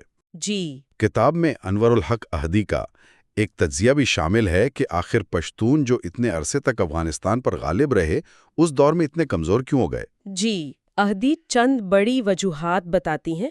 پہلی وجہ تو خود کمیونسٹوں کی آپسی لڑائی تھی، یعنی خلق اور پرچم کی دشمنی جس نے پشتونوں کو تقسیم کر دیا۔ صحیح۔ دوسری وجہ پشتون مجاہدین رہنماؤں کی آپسی دشمنیاں تھیں جس کی وجہ سے وہ کبھی ایک متحدہ سیاسی محاذ نہیں بنا سکے۔ اس کے مقابلے میں تاجک، ازبیک اور ہزارہ نسلی طور پر زیادہ متحد رہے۔ اور تیسری وجہ؟ غیر ملکی مداخلت، خاص طور پر پاکستان کا کردار بتایا گیا ہے۔ ہاں، احدی کے مطابق پاکستان نے گلبدین حکمتیار کو پشتونوں کے واحد رہنما کے طور پر پیش کیا جو عسکری طور پر سب سے مضبوط تو تھے لیکن عوام میں انتہائی غیر مقبول تھے۔ اس کے علاوہ امریکہ بھی انہیں ایک اسلامی بنیاد پرست سمجھتا تھا اور ان کے بارے میں منفی رویہ رکھتا تھا۔ اس سب نے مجموعی طور پر پشتونوں کے سیاسی مفادات کو شدید نقصان پہنچایا۔ تو یہ ایک طرح کا پرفیکٹ سٹارم تھا، کمیونسٹوں کی اندرونی لڑائی، مجاہدین کی آپسی دشمنی اور تباکن غیر ملکی مداخلت۔ بالکل، لیکن ایدھی اس نقطے پر بات ختم کرتی ہیں کہ ان تمام مسائل کے باوجود پشتونوں کی تعداد اس بات کی ضمانت دیتی ہے کہ وہ افغانستان میں ایک غالب گروہ رہیں گے۔ صحیح۔ ان کی روایات اور ثقافتی اصول افغانستان کی قومی شناخت کا ایک اہم حصہ سمجھے جاتے ہیں۔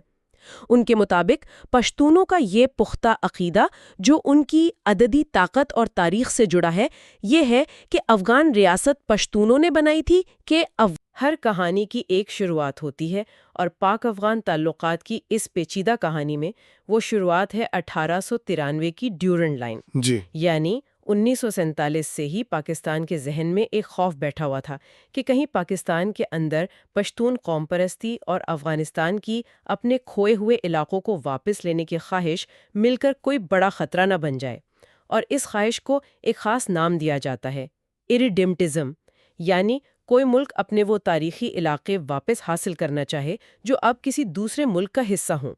افغانستان کا ہمیشہ سے یہ ماننا رہا ہے کہ ڈیورنڈ لائن کے پار کے پشتون علاقے تاریخی طور پر اسی کا حصہ تھے۔ بالکل۔ اور یہ بات واقعی حیران کن ہے کہ ذرائع کے مطابق افغانستان وہ واحد ملک تھا جس نے 30 سپٹمبر 1947 کو اقوام متحدہ میں پاکستان کی رکنیت کی مخالفت کی تھی۔ جی، واحد ملک۔ ان کا موقف بڑا سیدھا تھا کہ جب برطانوی راج ختم ہوا تو ان کے ساتھ کیے گئے تمام معاہدے بھی ختم ہو گئے، جس میں ڈیورنڈ لائن کا معاہدہ بھی شامل ہے۔ تو ان سب خدشات کی وجہ سے پاکستان کو لگا کہ اپنی مغربی سرحد کو محفوظ بنانا بہت ضروری ہے، اور اس کے لیے انہوں نے ایک پالیسی بنائی جس کے 3 بڑے ٹارگٹس تھے۔ آپ نے بالکل صحیح پس منظر بیان کیا، اور اسی ڈر نے پاکستان کی پالیسی کے وہ 3 ستون کھڑے کیے جن پر اگلے 70 سال کی حکمت عملی قائم رہی۔ پہلا اور سب سے بنیادی مقصد یہ تھا کہ کابل میں ہمیشہ ایک ایسی حکومت ہو جو کمزور ہو اور پاکستان پر انحصار کرے۔ کمزور حکومت؟ جی، پاکستان کے پالیسی سازوں کا خیال تھا کہ ایک مضبوط قوم پرست افغان حکومت ان پشتون علاقوں پر دوبارہ دعویٰ کر سکتی ہے جو سکھوں سے انگریزوں اور پھر پاکستان کو ورثے میں ملے۔ یہاں ایک بہت دلچسپ نقطہ سامنے آتا ہے۔ یہ تینوں مقاصد کاغذ پر تو بہت منطقی لگتے ہیں، لیکن کیا ان میں ایک بنیادی تضاد نہیں تھا؟ یعنی ایک طرف آپ کابل میں کمزور حکومت چاہتی ہیں اور دوسری طرف آپ اسی کمزور ملک سے اسٹریٹجک ڈیپتھ کی امید بھی کر رہی ہیں۔ یہ دونوں باتیں ایک ساتھ کیسے ممکن تھیں؟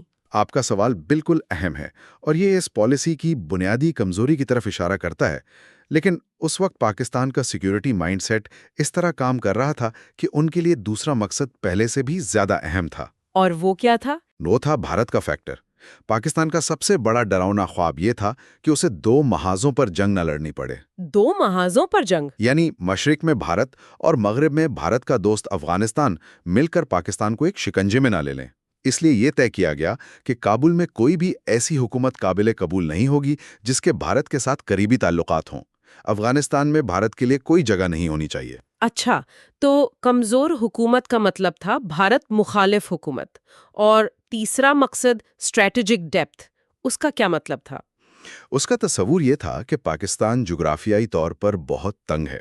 اس کے کئی بڑے شہر، فوجی اڈے اور انڈسٹریل سینٹرز بھارت کی سرحد کے بہت قریب ہیں۔ اور علاقہ بھی میدانی ہے؟ بالکل، علاقہ بھی زیادہ تر میدانی ہے، جس کا مطلب ہے کہ اگر بھارت کی طرف سے کوئی بڑا حملہ ہوتا ہے تو دفاع کرنا بہت مشکل ہو سکتا ہے۔ اس لیے یہ سوچا گیا کہ افغانستان ایک ایسی جگہ ہو سکتی ہے جہاں جنگ کی صورت میں پاکستان اپنی فوج کو پیچھے ہٹا کر دوبارہ منظم کر سکے یا اپنے اثاثے محفوظ کر سکے۔ یہ ایک طرح کی اسٹریٹجک انشورنس پالیسی تھی۔ تو یہ تو ہو گئے مقاصد، لیکن ان کو حاصل کیسے کیا گیا؟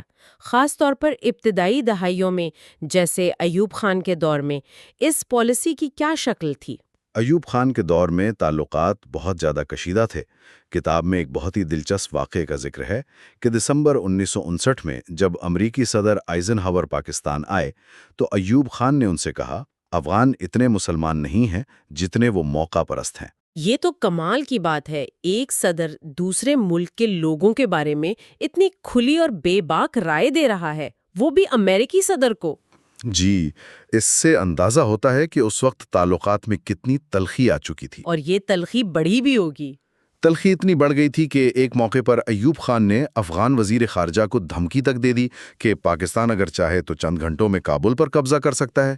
لیکن پھر ذوالفقار علی بھٹو کے دور میں ایک بہت بڑا اسٹریٹجک شفٹ آیا۔ اچھا، پالیسی وہی رہی لیکن اس پر عمل کرنے کا طریقہ بدل گیا۔ اور وہ شفٹ کیا تھا؟ وہ شفٹ تھا پشتون قوم پرستی کا مقابلہ کرنے کے لیے اسلام کے کارڈ کا استعمال۔ 1973 میں جب سردار محمد داؤد افغانستان میں دوبارہ اقتدار میں آئے تو انہوں نے پشتونستان کے مسئلے کو پھر سے ہوا دی۔ اس کے جواب میں بھٹو نے داؤد حکومت کے خلاف افغان اسلام پسندوں کی حمایت شروع کر دی۔ اور یہ بات بہت اہم ہے کہ یہ سوویت یونین کی مداخلت سے کئی سال پہلے کی بات ہے۔ کئی سال پہلے، تو اس کا مطلب یہ ہوا کہ سوویت حملے سے پہلے ہی پاکستان نے افغانستان میں پراکسی وار کی بنیاد رکھ دی تھی۔ تو یہ کام کیسے شروع ہوا؟ 1973 میں پاکستانی فورن آفس میں ایک افغان سیل قائم کیا گیا۔ گلبدین حکمت یار اور برہان الدین ربانی جیسے نوجوان افغان اسلام پسند رہنما اسی دوران پاکستانی حکام کے رابطے میں آئے۔ اچھا، اس وقت کے انسپیکٹر جنرل فرنٹیئر کور نصر اللہ بابر کے مطابق بھٹو نے ان افغانوں کی ٹریننگ کی منظوری دی جس میں انہیں گوریلا جنگ کی تربیت دی جاتی تھی۔ یہ پاکستان کی طرف سے ایک واضح پیغام تھا کہ اگر آپ پشتون قوم پرستی کا کارڈ کھیلیں گے تو ہم اسلام کا کارڈ کھیلیں گے۔ اور پھر جنرل ضیاء الحق آتے ہیں اور وہ اس پوری پالیسی کو ایک الگ ہی لیول پر لے جاتے ہیں۔ جی، ضیاء نے بھٹو کی پالیسی کو لیا اور اسے کئی گنا بڑھا دیا۔ انہوں نے پشتون علاقوں میں اسلام کو نسلی شناخت پر فوقیت دینے کے لیے سعودی فنڈنگ سے ہزاروں مدارس کا جال بچھا دیا۔ اس کا نتیجہ کیا نکلا؟ اس کا نتیجہ یہ نکلا کہ قبائلی معاشرے میں روایتی رہنماؤں جیسے خوانین اور ملکوں کی طاقت کم ہو گئی اور دیہی ملاؤں کا اثر و رسوخ بڑھنا شروع ہو گیا۔ اور پھر دسمبر 1979 میں سوویت یونین کا افغانستان پر حملہ گویا ضیاء کے لیے ایک نعمت ثابت ہوا۔ ایک تحفہ۔ وہ بھٹو کو پھانسی دینے کے بعد عالمی سطح پر تنہا ہو چکے تھے۔ اس حملے نے انہیں مغرب کی نظروں میں کمیونزم کے خلاف لڑنے والا ایک ہیرو بننے کا موقع فراہم کر دیا۔ یہاں جو سب سے اہم نقطہ کتاب میں اٹھایا گیا ہے وہ یہ ہے کہ زیادہ تر لوگ سمجھتے ہیں کہ یہ جنگ صرف سوویت یونین کو شکست دینے کے لیے تھی، لیکن ضیاء کا اصل مقصد اس سے کہیں بڑا تھا۔ ان کا اسٹریٹجک گول کابل میں ایک ایسی حکومت قائم کرنا تھا جو ڈیورنڈ لائن کے مسئلے کو ہمیشہ کے لیے دفن کر دے۔ تو ان کا اینڈ گیم کیا تھا؟ وہ سوویت یونین کے جانے کے بعد کیا کرنا چاہتے تھے؟ ان کا منصوبہ تھا کہ سوویت یونین کے جانے کے بعد گلبدین حکمت یار کو کابل میں اقتدار میں لایا جائے گا جو پاکستان کے بہت قریب تھے۔ اور پھر اس کے بعد پاکستان اور افغانستان کی ایک اسلامی کنفیڈریشن بنائی جائے گی۔ یہ ایک بہت بڑا منصوبہ تھا۔ ضیاء نے خود ایک انٹرویو میں کہا تھا، اور میں یہاں سے اقتباس پیش کر رہا ہوں، ہم نے ایک فرنٹ لائن ریاست کے طور پر خطرات مول لیے ہیں اور ہم یہ اجازت نہیں دیں گے کہ افغانستان پہلے جیسا ہو جائے۔ اچھا، یہ ایک حقیقی اسلامی ریاست ہوگی جو ایک پین اسلامک بحالی کا حصہ ہوگی۔ لیکن تاریخ نے ثابت کیا کہ یہ منصوبہ کامیاب نہیں ہوا۔ سوویت یونین کے جانے کے بعد بھی کابل پر پشتونوں کا کنٹرول قائم نہ ہو سکا، بلکہ تاجک رہنما برہان الدین ربانی اور احمد شاہ مسعود اقتدار میں آ گئے۔ جی، اور یہ پاکستان کے لیے ایک بہت بڑی ناکامی تھی۔ یہاں سے طالبان کا ظہور ہوتا ہے۔ جب حکمت یار کابل فتح کرنے میں ناکام ہوئے تو پاکستان نے اپنی حمایت ایک نئی ابھرتی ہوئی طاقت کو منتقل کر دی، یعنی طالبان، جو قندھار میں ملا عمر کی قیادت میں منظم ہو رہی تھی، یعنی طالبان۔ 1996 سے 2001 تک جب طالبان کابل میں حکومت میں تھے، پاکستان کو لگا کہ اس کے 50 سال پرانے مقاصد آخرکار پورے ہو گئے۔ بھارت کو اپنا سفارت خانہ اور قونصل خانے بند کرنے پڑے۔ جی بالکل۔ تو ایک طرف تو پاکستان کو لگا کہ اس کے مقاصد پورے ہو گئے، لیکن کتاب کا اگلا حصہ بتاتا ہے کہ اس کامیابی کی قیمت اتنی بھاری تھی کہ شاید یہ ایک ناکامی سے بھی بدتر تھی۔ اسی کو بلو بیک کہا گیا ہے، اور یہی ہمیں باب 17 کی طرف لے جاتا ہے۔ اب ہم بات کرتے ہیں اس پالیسی کے نتائج یعنی بلو بیک کی۔ پاکستان کو اپنی اس کئی دہائیوں پر محیط افغان پالیسی کی آخر کیا قیمت ادا کرنی پڑی؟ جی، کتاب میں احمد رشید کا ایک بہت مشہور قول ہے، بہت سے پاکستانیوں کے لیے طالبان ایک تحریک تھے۔ یہ بات بہت اہم ہے۔ اس کا مطلب ہے کہ وہ صرف افغانستان تک محدود نہیں تھے، ان کی جڑیں پاکستانی معاشرے میں بہت گہری تھیں، بالکل. اور اسی گہرے تعلق کی وجہ سے جب نتائج سامنے آنا شروع ہوئے تو وہ بہت تباہ کن تھے۔ سب سے پہلا اور بڑا نتیجہ یہ نکلا کہ پاکستان بین الاقوامی دہشت گردی کا ایک بڑا مرکز بن گیا۔ اچھا. ضیاء الحق نے دنیا بھر سے اسلامی رضاکاروں کو افغان مجاہدین کے ساتھ مل کر لڑنے اور تربیت حاصل کرنے کی ترغیب دی، جن میں سے ایک نوجوان اسامہ بن لادن بھی تھا۔ یہ فورن فائٹرز جہاد ختم ہونے کے بعد واپس نہیں گئے، بلکہ زیادہ تر پاکستان کے قبائلی علاقوں میں ہی بس گئے۔ اور پھر 9/11 کے بعد یہی چیزیں پاکستان کے اندر پھٹ پڑی۔ اس کا پاکستان کے اندر کیا اثر ہوا؟ جو اعداد و شمار ہے وہ تو ہلا دینے والے ہیں۔ جی، اعداد و شمار واقعی خوفناک ہیں۔ سرکاری اعداد و شمار کے مطابق 2001 سے 2013 کے درمیان 49,000 سے زیادہ پاکستانی دہشت گرد حملوں میں ہلاک ہوئے۔ 2021 تک یہ تعداد 83,000 تک پہنچ گئی۔ یہ تو ایک پوری جنگ ہے۔ یہ ایک ایسی جنگ تھی جو پاکستان اپنے ہی ملک کے اندر لڑ رہا تھا۔ دوسرا بڑا نتیجہ لاکھوں افغان مہاجرین کی صورت میں نکلا جو پاکستان میں ہی رہ گئے، جس سے مقامی معیشت، وسائل اور معاشرتی ڈھانچے پر شدید دباؤ پڑا۔ اور یہی مہاجر کیمپس بعد میں افغانستان میں طالبان کے لیے بھرتی کا ایک بہت بڑا ذریعہ بھی بنے رہے۔ دہشت گردی کے علاوہ دو اور چیزیں ہیں جنہوں نے پاکستانی معاشرے کو اندر سے کھوکھلا کر دیا: منشیات اور ہتھیار۔ یہ کلاشنکوف کلچر صرف ایک اصطلاح نہیں ہے۔ نہیں، بالکل نہیں۔ اس نے پاکستان کے شہری علاقوں کی پوری سماجی ساخت کو بدل دیا۔ جو جھگڑے پہلے شاید ہاتھا پائی پر ختم ہوتے تھے، وہ اب سیدھا گولی پر ختم ہونے لگے۔ آپ نے صحیح کہا۔ کتاب کے مطابق افغانستان میں پیدا ہونے والی 43% منشیات پاکستان کے راستے دنیا بھر میں اسمگل ہوتی ہیں۔ 1980 میں پاکستان میں منشیات استعمال کرنے والوں کی تعداد صرف 50,000 کے قریب تھی، جو 2011 تک بڑھ کر 8.1 ملین تک پہنچ گئی۔ 8 ملین سے زیادہ؟ جی، اور جہاں تک ہتھیاروں کا تعلق ہے، ایک اندازے کے مطابق سوویت یونین نے 36 سے 48 ارب ڈالر اور امریکہ سعودی عرب نے 6 سے 12 ارب ڈالر کا فوجی سامان افغانستان کی جنگ میں جھونکا، اور اس کا ایک بہت بڑا حصہ پاکستان کے عام بازاروں تک پہنچ گیا۔ اتنی تباہی کا آخر کوئی معاشی حساب تو ہوگا؟ اکنامک امپیکٹ کیا تھا اس سب کا؟ معاشی طور پر پاکستان کو بھاری نقصان اٹھانا پڑا۔ 2016 کے پاکستان اکنامک سروے کے مطابق 9/11 کے بعد صرف 14 سالوں میں پاکستان کو 118 بلین ڈالر سے زیادہ کا براہ راست اور بالواسطہ نقصان ہوا۔ 118 بلین ڈالرز؟ جی، اور 2021 میں یہ تخمینہ 126 بلین ڈالر تک پہنچ گیا۔ یہ اتنی بڑی رقم ہے کہ اس سے ملک کا پورا معاشی منظرنامہ بدلا جا سکتا تھا۔ ایک اور نتیجہ جو شاید پیسوں میں نہیں گنا جا سکتا، وہ تھا ISI کا بے پناہ طاقتور ہو جانا۔ جب ہم یہ کہتے ہیں تو عام سننے والے کے لیے اس کا کیا مطلب ہے؟ اس کا مطلب یہ ہے کہ ریاست کے اندر ایک اور ریاست بن گئی۔ چونکہ افغان جہاد اور بعد میں وار آن ٹیرر کو براہ راست ISI نے ہینڈل کیا، اس لیے اس ادارے کو بے پناہ وسائل، اختیارات اور خود مختاری مل گئی۔ اچھا۔ اس سے ادارے کا کردار اور طاقت اتنی بڑھ گئی کہ اس نے پاکستان کی جمہوری سیاست پر گہرے منفی اثرات مرتب کیے۔ خارجہ پالیسی اور قومی سلامتی کے فیصلے جمہوری اداروں کے بجائے اس ادارے کے ہاتھ میں چلے گئے۔ اور مشہور دانشور اقبال احمد نے تو اس کی پیشگوئی بہت پہلے کر دی تھی۔ کتاب میں ان کا ذکر بہت اہم ہے۔ جی، انہوں نے بہت پہلے خبردار کیا تھا کہ طالبان کی حکومت بنانا پاکستان کے لیے ایک بہت بڑی غلطی ہوگی۔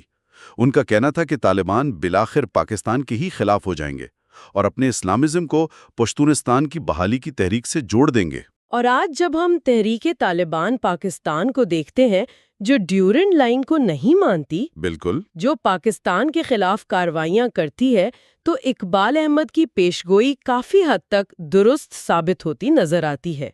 اب تک ہم نے پاکستان کے نظریے اور اس کے نتائج پر بات کی ہے، لیکن سکے کا دوسرا رخ بھی ہے۔ افغانستان اس پورے عرصے میں خاموش نہیں بیٹھا تھا۔ ان کی بھی پاکستان کے لیے ایک پالیسی تھی جس کے مرکز میں صرف ایک لفظ تھا: پشتونستان۔ اور یہی ہمیں باب 18 کی طرف لاتا ہے، جس کا عنوان ہے پاکستان کے بارے میں افغانستان کی پالیسی، پشتونستان کا مسئلہ۔ یہ مسئلہ بھی 1893 کی ڈیورنڈ لائن سے ہی پیدا ہوا۔ تقسیم سے پہلے ہی افغانستان نے اس بات پر شدید اعتراض کیا تھا کہ پشتون اکثریتی علاقے ہندوستان کے بجائے پاکستان کو کیوں دیے جا رہے ہیں۔ بادشاہ خان کا بھی یہی موقف تھا؟ جی، بادشاہ خان یعنی غفار خان نے بھی 1947 کے ریفرینڈم میں پاکستان یا ہندوستان میں شمولیت کے علاوہ پشتونستان کا تیسرا آپشن مانگا تھا۔ ان کا موقف تھا افغانستان سمیت تمام پختون ایک قوم ہیں۔ لیکن پشتونستان کا مطلب کیا تھا؟ کیا یہ ایک آزاد ملک کی بات تھی یا افغانستان میں شامل ہونے کی؟ اس پر کافی ابہام پایا جاتا ہے۔ بالکل، اور یہ ابہام جان بوجھ کر رکھا گیا تھا۔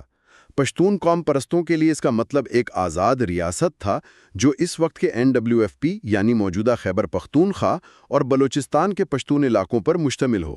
اور کابل حکومت کا کیا موقف تھا؟ کابل حکومت کا سرکاری موقف یہ تھا کہ ان پشتونوں کو حق خود ارادیت یعنی سیلف ڈٹرمنیشن دیا جائے کہ وہ اپنا مستقبل خود طے کریں۔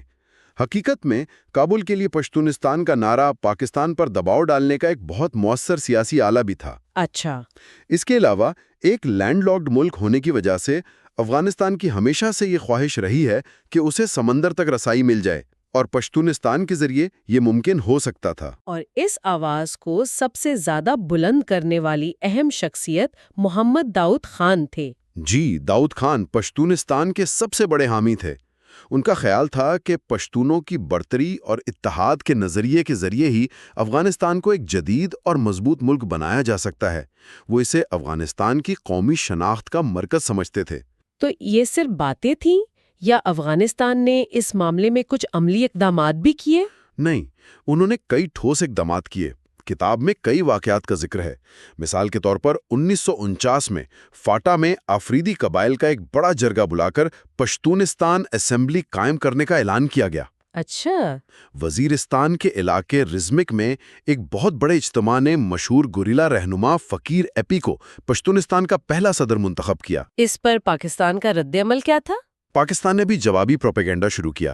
1949 میں کوئٹہ سے ریڈیو فری افغانستان کے نام سے ایک نشریات شروع کی گئیں جو قابل حکومت کے خلاف ہوتی تھیں۔ اور پھر وہ نقشے والی بات بھی ہے۔ جی، 1951 میں افغان سرکاری جریدے انیس نے پشتونستان کا ایک نقشہ شائع کیا جس میں چترال، NWFP اور بلوچستان کے پشتون علاقوں کو دریائے سندھ تک پشتونستان کا حصہ دکھایا گیا تھا۔ یعنی وہ اعلانیہ طور پر پاکستان کے علاقوں پر اپنا دعویٰ کر رہے تھے۔ اس سے تو آگ میں گھی کا کام ہوا ہوگا۔ بالکل۔ اور جب داؤد خان 1953 میں افغانستان کے وزیر اعظم بنے تو یہ مسئلہ اور بھی شدت اختیار کر گیا۔ پشتونستان ریاست کی سرکاری آئیڈیالوجی بن گیا۔ اس کے لیے سالانہ دن منائے جاتے، خصوصی ڈاک ٹکٹ جاری ہوتے اور کابل کے ایک بہت بڑے چوک کا نام بھی پشتونستان اسکوائر رکھ دیا گیا۔ اس کی وجہ سے تو سرحد بھی بند ہوئی۔ جی، اس مسئلے کی وجہ سے دونوں ممالک کے درمیان 3 بار طویل عرصے کے لیے سرحد بھی بند ہوئی، جس سے افغانستان کی معیشت کو شدید نقصان پہنچا کیونکہ اس کا تمام تر انحصار تجارت کے لیے کراچی کی بندرگاہ پر تھا۔ اتنی کوششوں اور ایک مضبوط نظریاتی بنیاد کے باوجود یہ تحریک کبھی کامیاب کیوں نہیں ہوئی؟ اس کی بڑی وجوہات کیا تھیں؟ اس کی 3 بڑی وجوہات تھیں۔ پہلی یہ کہ افغانستان کو پشتونستان کے موقف پر کبھی کوئی بین الاقوامی حمایت حاصل نہیں ہوئی۔ امریکہ، برطانیہ اور مسلم ممالک سب اسے پاکستان کا اندرونی معاملہ سمجھتے تھے۔ اور دوسری وجہ یہ تھی کہ پاکستان کے پشتون تقریباً 1 صدی تک برطانوی راج کے تحت رہے تھے، جس کی وجہ سے ان کی سماجی، سیاسی اور معاشی ترقی افغانستان کے پشتونوں سے بہت مختلف تھی۔ ان کے مفادات پاکستان کے ساتھ جڑے ہوئے تھے۔ اور تیسری اور شاید سب سے اہم وجہ یہ تھی کہ پاکستانی فوج اور بیوروکریسی میں پشتونوں کی ایک بہت بڑی اور با اثر تعداد موجود تھی۔ خود صدر ایوب خان ایک پشتون تھے۔ یہ بہت اہم نقطہ ہے۔ یہ لوگ پاکستان کے ساتھ مکمل طور پر وفادار تھے اور کسی بھی قسم کی علیحدگی پسند تحریک کے سخت مخالف تھے۔ اس لیے یہ تحریک پاکستانی پشتونوں میں وہ مقبولیت حاصل نہ کر سکی جس کی کابل کو امید تھی۔ تو یہ تحریک سرکاری سطح پر تو دم توڑ گئی، لیکن کتاب یہ بتاتی ہے کہ آئیڈیا ابھی بھی زندہ ہے، اور یہ ایک اہم سوال پیدا کرتا ہے کہ جب تک ڈیورنڈ لائن کا مسئلہ مستقل طور پر حل نہیں ہوتا، کیا یہ آگ راکھ کے نیچے ہمیشہ سلگتی رہے گی اور کسی بھی وقت کسی بھی بحران میں دوبارہ بھڑک سکتی ہے؟ سوویت مداخلت۔ اچھا، ایک بہت پرانی بات سے شروع کرتے ہیں۔ 1901 میں امیر عبد الرحمن خان نے اپنے بیٹے کو ایک وصیت کی تھی کہ روسیوں پر کبھی بھروسہ نہ کرنا۔ لیکن 1950 کی دہائی تک حالات بہت بدل چکے تھے۔ صدر داؤد خان کے بارے میں ایک بات کہی جاتی ہے کہ وہ روسی ماچس سے اپنی امریکی سگریٹ جلانا چاہتے تھے۔ اس کا کیا مطلب ہوا؟ اس کا مطلب تھا کہ وہ دونوں سپر پاورز کے درمیان ایک توازن، ایک بیلنس قائم کرنا چاہتے تھے۔ اچھا۔ اور دونوں سے فائدہ اٹھانا چاہتے تھے۔ یہ سرد جنگ کا عروج تھا۔ داؤد خان کو اپنی فوج کو جدید بنانا تھا، تو وہ سب سے پہلے امریکہ کے پاس گئے۔ ٹھیک ہے۔ لیکن آئزن ہاور انتظامیہ نے صاف انکار کر دیا۔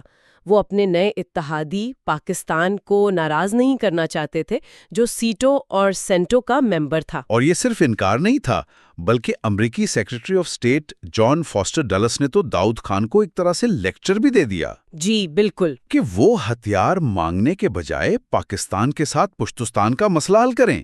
یہ تو ایک بہت بڑی سفارتی بے عزتی ہوئی ہوگی ان کے لیے۔ بالکل، اور اسی بے عزتی نے داؤد خان کو سیدھا سوویت یونین کی گود میں دھکیل دیا۔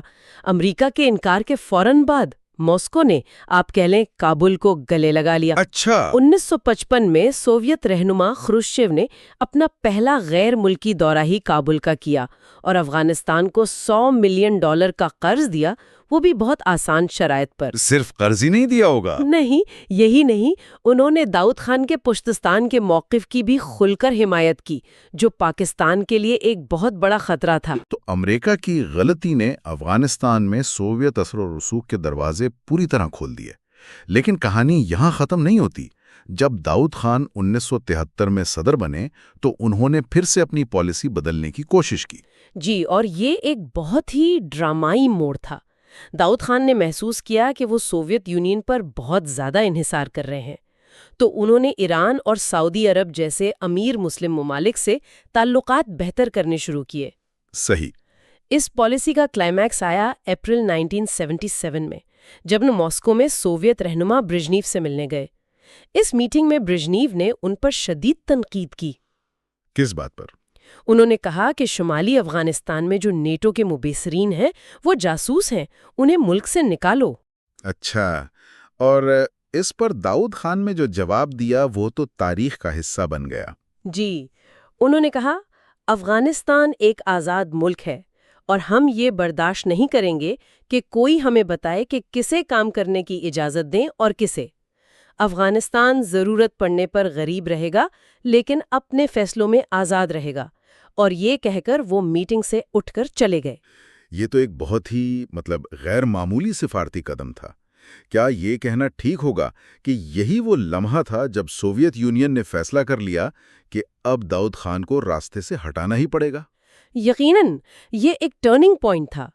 برژنیو اور پوری سوویت قیادت کے لیے یہ ناقابل یقین تھا کہ افغانستان جیسا چھوٹا ملک ان کے سامنے کھڑا ہو جائے۔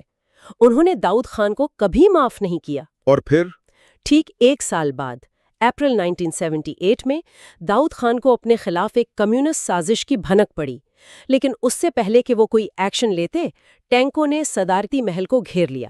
اور انہیں اور ان کے خاندان کو قتل کر دیا گیا۔ جی، بے دردی سے قتل کر دیا گیا۔ تو سوویت یونین نے سوچا ہوگا کہ داؤد خان کو ہٹا کر مسئلہ حل ہو گیا اور کابل اب مکمل طور پہ ان کے کنٹرول میں ہے، لیکن حقیقت میں تو مسائل یہیں سے شروع ہوئے تھے۔ بالکل، انہیں لگا کہ انہوں نے ایک کٹھ پتلی حکومت قائم کر دی ہے، لیکن اصل میں انہوں نے ایک آتش فشاں کو بھڑکا دیا تھا۔ وہ کیسے؟ جو حکمران کمیونسٹ پارٹی تھی، PDPA، وہ خود 2 دشمن دھڑوں میں بٹی ہوئی تھی۔ ایک تھا سخت گیر خلق دھڑا، جس کی قیادت نور محمد ترائی اور حفیظ اللہ آمین کر رہے تھے، اور دوسرا تھا نسبتاً اعتدال پسند پرچم دھڑا، جس کے رہنما ببرک کارمل تھے۔ ان کی آپس کی دشمنی اتنی شدید تھی کہ وہ ایک دوسرے کو ختم کرنے پر تلے ہوئے تھے۔ تو ملک میں ایک طرف کمیونسٹ حکومت کے خلاف عوامی مزاحمت بڑھ رہی تھی اور دوسری طرف کمیونسٹ خود آپس میں لڑ رہے تھے۔ اس سارے کیوس کو دیکھتے ہوئے سوویت یونین نے آخرکار براہ راست مداخلت کا فیصلہ کیا۔ جی، 24 دسمبر 1979 کو سوویت فوجیں افغانستان میں داخل ہو گئیں۔ ان کا مقصد بہت محدود تھا۔ وہ صرف حفیظ اللہ امین کو ہٹانا چاہتے تھے، جس پر انہیں بھروسہ نہیں تھا، اور اس کی جگہ ببرک کارمل کو لا کر حالات مستحکم کرنا چاہتے تھے۔ انہوں نے سوچا ہوگا کہ یہ چند ہفتوں کا آپریشن ہوگا۔ یہی سوچا تھا، لیکن انہوں نے 2 بہت بڑی غلطیاں کیں۔ ایک، انہوں نے افغان معاشرے کی پیچیدگی، خاص طور پر پختونوں کے قبائلی مزاج کو بالکل نہیں سمجھا، اور دوسرا، انہوں نے اسلام کی طاقت کا غلط اندازہ لگایا۔ اور نتیجہ یہ نکلا کہ ان کی مداخلت نے پورے ملک کو ان کے خلاف متحد کر دیا۔ قبائلی، نسلی، جغرافیائی سب تقسیمیں ختم ہو گئیں۔ سب ختم، اور تمام افغانوں کا ایک ہی مقصد بن گیا: سوویت فوجیوں کو ملک سے نکالنا، اور اس جنگ کو فوراً جہاد کا نام دے دیا گیا۔ فوجی لحاظ سے بھی سوویت حکمت عملی ناقص تھی۔ انہوں نے بڑے شہروں، فوجی اڈوں اور اہم شاہراہوں پر تو کنٹرول حاصل کر لیا، لیکن ملک کا 80% دیہی علاقہ مجاہدین کے کنٹرول میں رہا۔ اچھا۔ جنگ ہی ایک تعطل کا شکار ہو گئی، ایک سٹیل میٹ۔ نہ سوویت فوج مجاہدین کو شکست دے پا رہی تھی، اور نہ ہی مجاہدین کابل حکومت کو گرا پا رہے تھے۔ اور اس جنگ کی قیمت بھی تو بہت بھاری پڑ رہی تھی۔ ذرائع بتاتے ہیں کہ سوویت یونین کو روزانہ $12 ملین خرچ کرنے پڑ رہے تھے۔ یہ تو ایک معاشی تباہی تھی۔ معاشی بھی اور انسانی بھی۔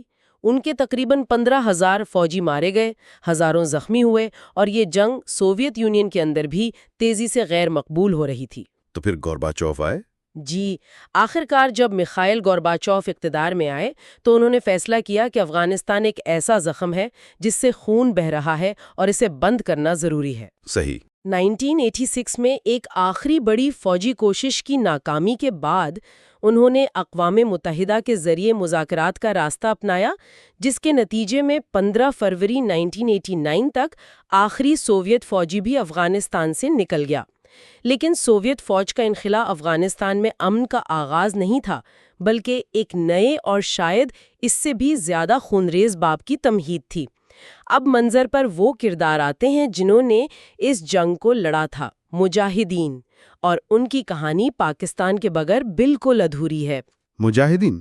سوویت حملے کے چند دن بعد ہی پاکستان کے فوجی حکمران جنرل ضیاء الحق نے ایک میٹنگ بلائی اور اپنا مشہور جملہ کہا: افغانستان کا پانی صحیح درجہ حرارت پر ابلنا چاہیے۔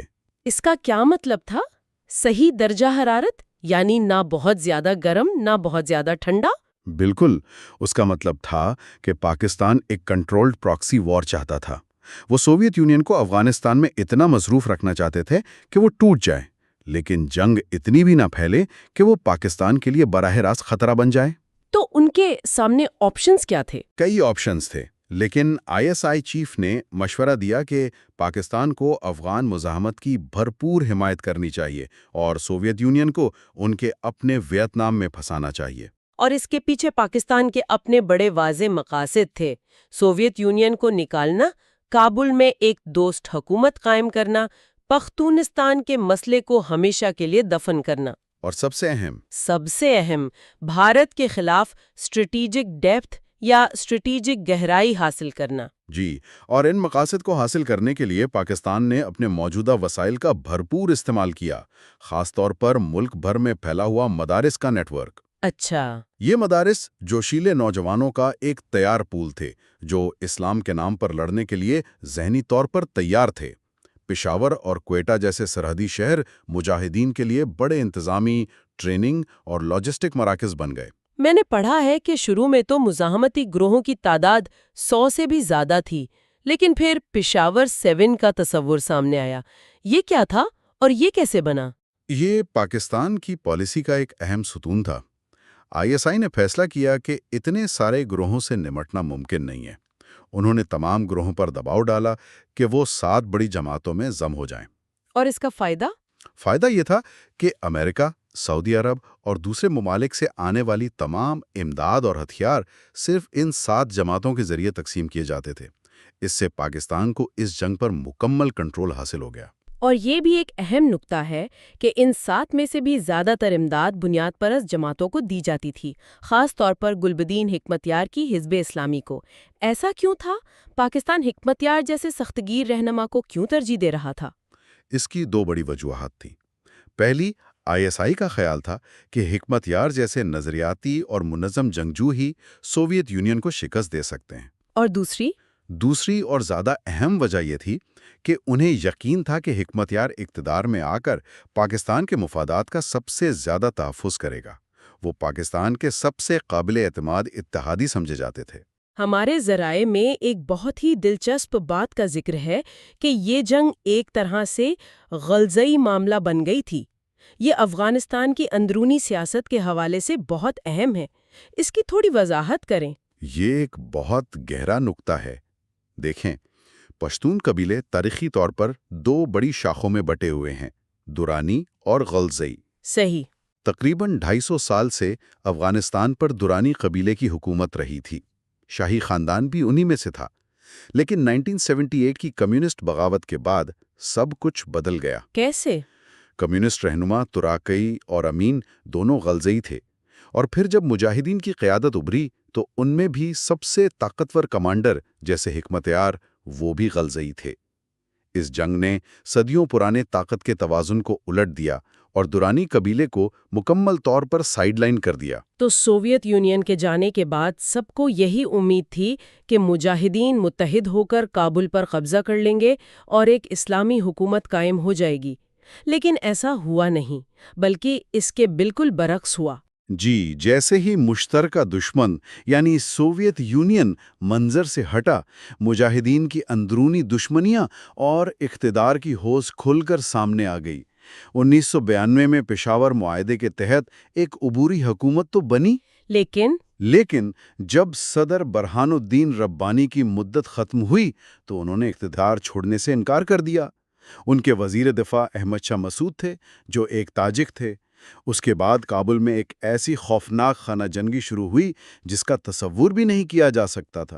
اور یہ خانہ جنگی 1992 سے 1996 تک جاری رہی۔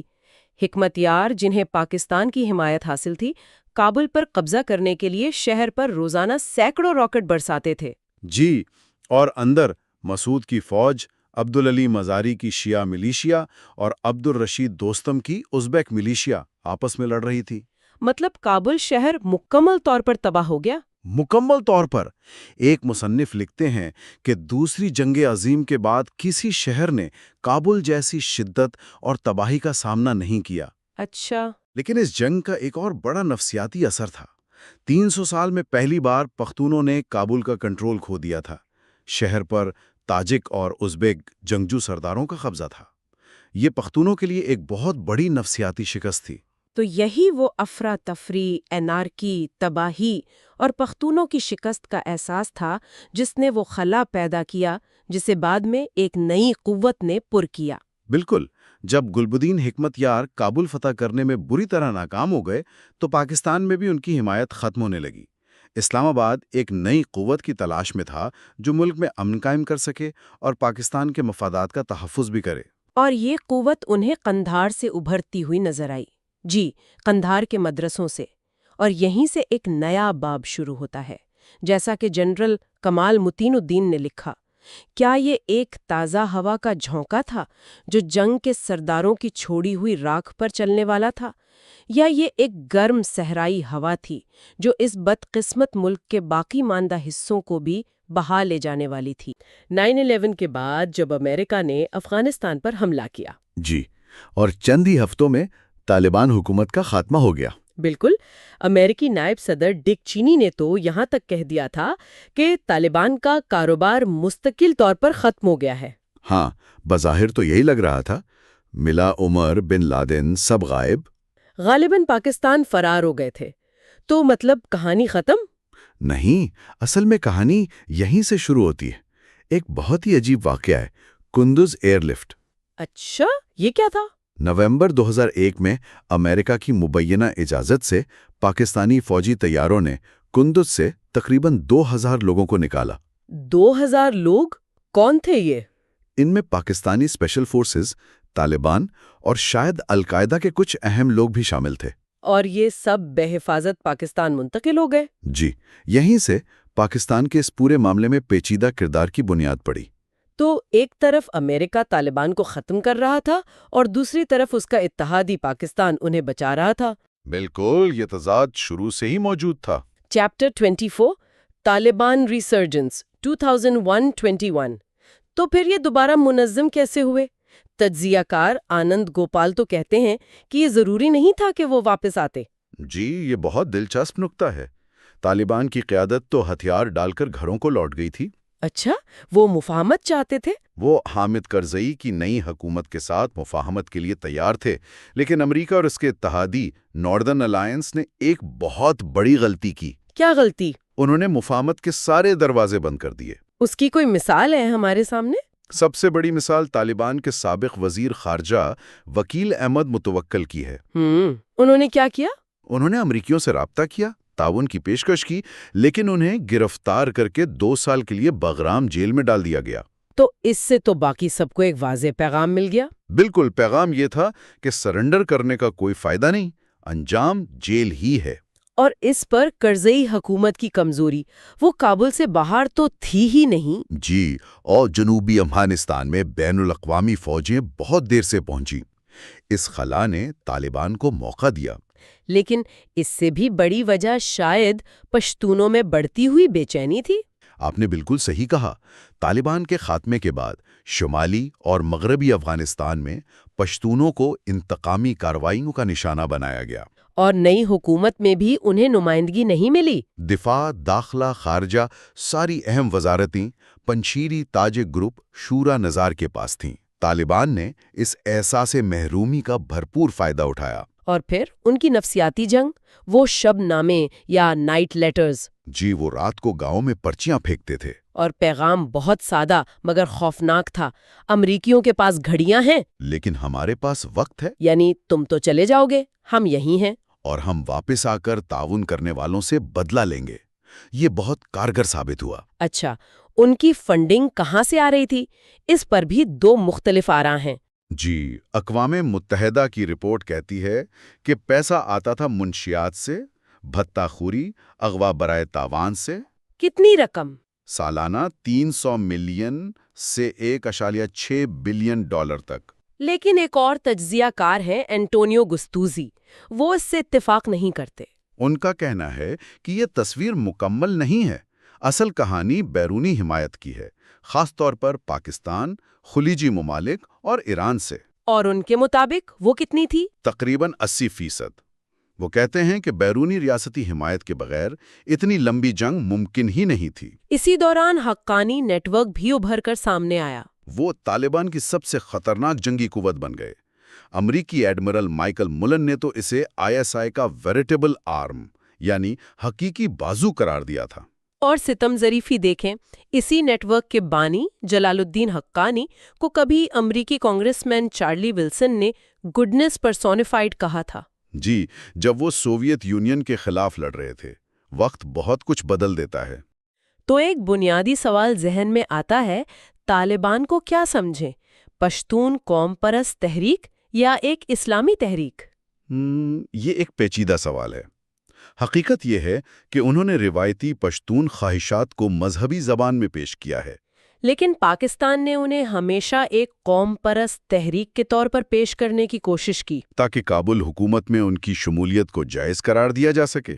لیکن طالبان خود کو ایک اسلامی تحریک کہتے ہیں۔ اور ان کا پشتونستان کے مطالبے سے کوئی لینا دینا نہیں، سوائے اس کے کہ وہ ڈیورینڈ لائن کو تسلیم نہیں کرتے۔ چیپٹر 25 تحریک طالبان پاکستان TTP۔ اب بات کرتے ہیں سرحد کے اس پار کی، TTP۔ جی، تحریک طالبان پاکستان یہ دسمبر 2007 میں بنی، لیکن اس کی اصل بنیاد جولائی 2007 کے لال مسجد آپریشن نے رکھی۔ وہ ایک ٹرننگ پوائنٹ تھا۔ بالکل، لال مسجد کے مدرسے کے 70% طلباء قبائلی علاقوں سے تھے۔ جب آپریشن ہوا تو وہاں شدید رد عمل آیا۔ اور پھر پورے ملک میں خودکش حملوں کی لہر شروع ہو گئی۔ TTP کو لال مسجد کی نسل کا عسکری سیاسی اظہار کہا جاتا ہے۔ اور اس کی قیادت بھی مسعود قبیلے کے پاس تھی، جو تاریخی طور پر مزاحمت کے لیے مشہور ہیں۔ جی، بیت اللہ مسعود، حکیم اللہ مسعود سب اسی قبیلے سے تھے۔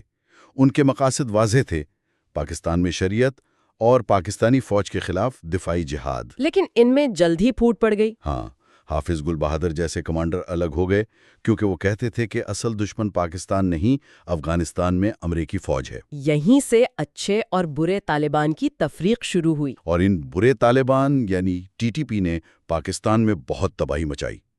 GHQ پر حملہ اور پھر 16 دسمبر 2014 آرمی پبلک اسکول کا سانحہ۔ وہ پاکستان کی تاریخ کا ایک سیاہ ترین دن تھا۔ 132 بچوں سمیت 150 سے زائد اموات۔ اس نے پورے ملک کو ہلا کر رکھ دیا۔ اسی دوران ایک اور واقعہ ہوا، کرنل امام کا قتل۔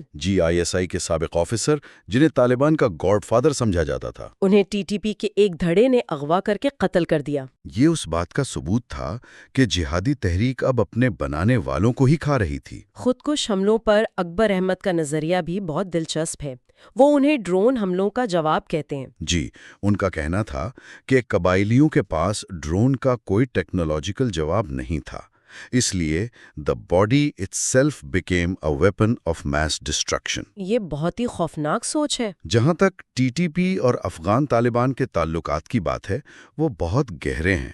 ایک ہی مدرسے، ایک ہی نظریہ۔ بالکل، اور اس کا سب سے بڑا ثبوت اگست 2021 میں ملا، جب کابل پر قبضے کے فوراً بعد افغان طالبان نے TTP کے سینکڑوں قیدیوں کو رہا کر دیا۔ لیکن اب تو افغان طالبان خود حکومت میں ہیں۔ یہ صورتحال ان کے لیے ایک مخمصہ نہیں؟ بہت بڑا چیلنج ہے۔ TTP کی حمایت کرنے سے ان کے امریکہ سے کیے گئے وعدوں کی خلاف ورزی ہوتی ہے۔ تو وہ کیا کر رہے ہیں؟ ان کے ترجمان ذبیح اللہ مجاہد کہتے ہیں کہ TTP ان کا حصہ نہیں، لیکن ساتھ ہی پاکستان کو مشورہ دیتے ہیں کہ ان کے مطالبات پر غور کریں۔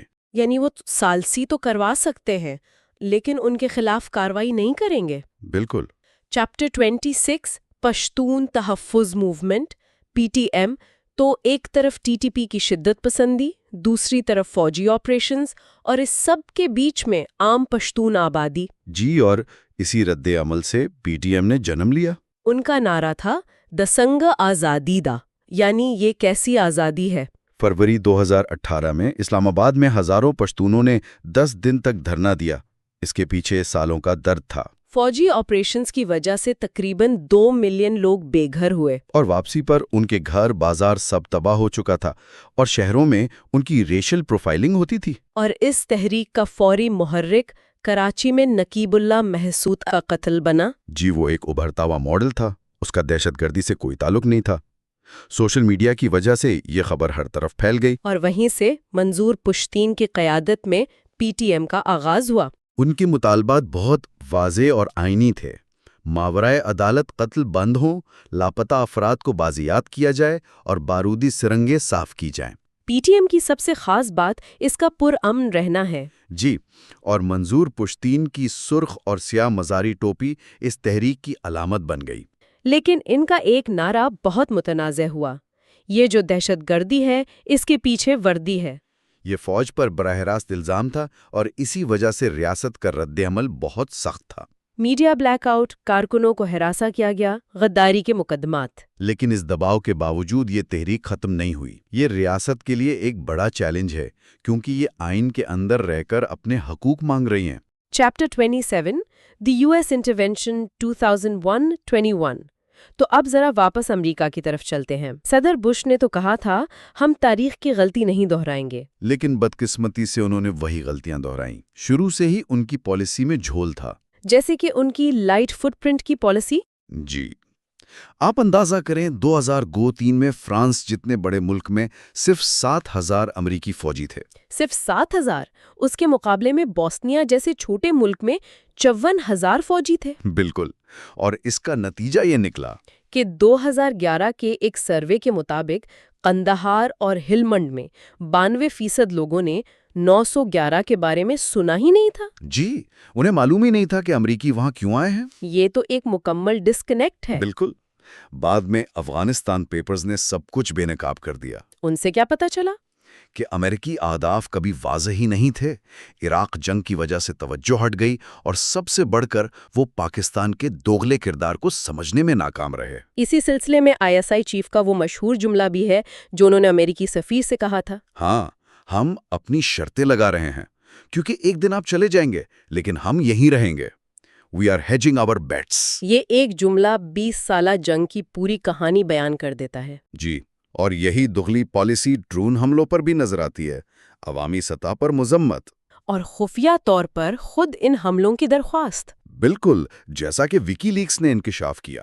آخرکار فروری 2020 میں امریکہ نے طالبان کے ساتھ دوحہ معاہدہ کر لیا۔ وہ معاہدہ بہت زیادہ طالبان کے حق میں تھا اور اس نے افغان حکومت کی رہی صحیح ساخت بھی ختم کر دی۔ امریکی جنرل مارک ملی نے اس کا بہترین خلاصہ پیش کیا تھا کہ یہ 20 سالہ جنگ آخری 20 دنوں میں نہیں ہاری گئی، یہ 20 سالوں میں لیے گئے فیصلوں کا نتیجہ ہے۔ Chapter 28 The Taliban 2.0 2021 and Beyond۔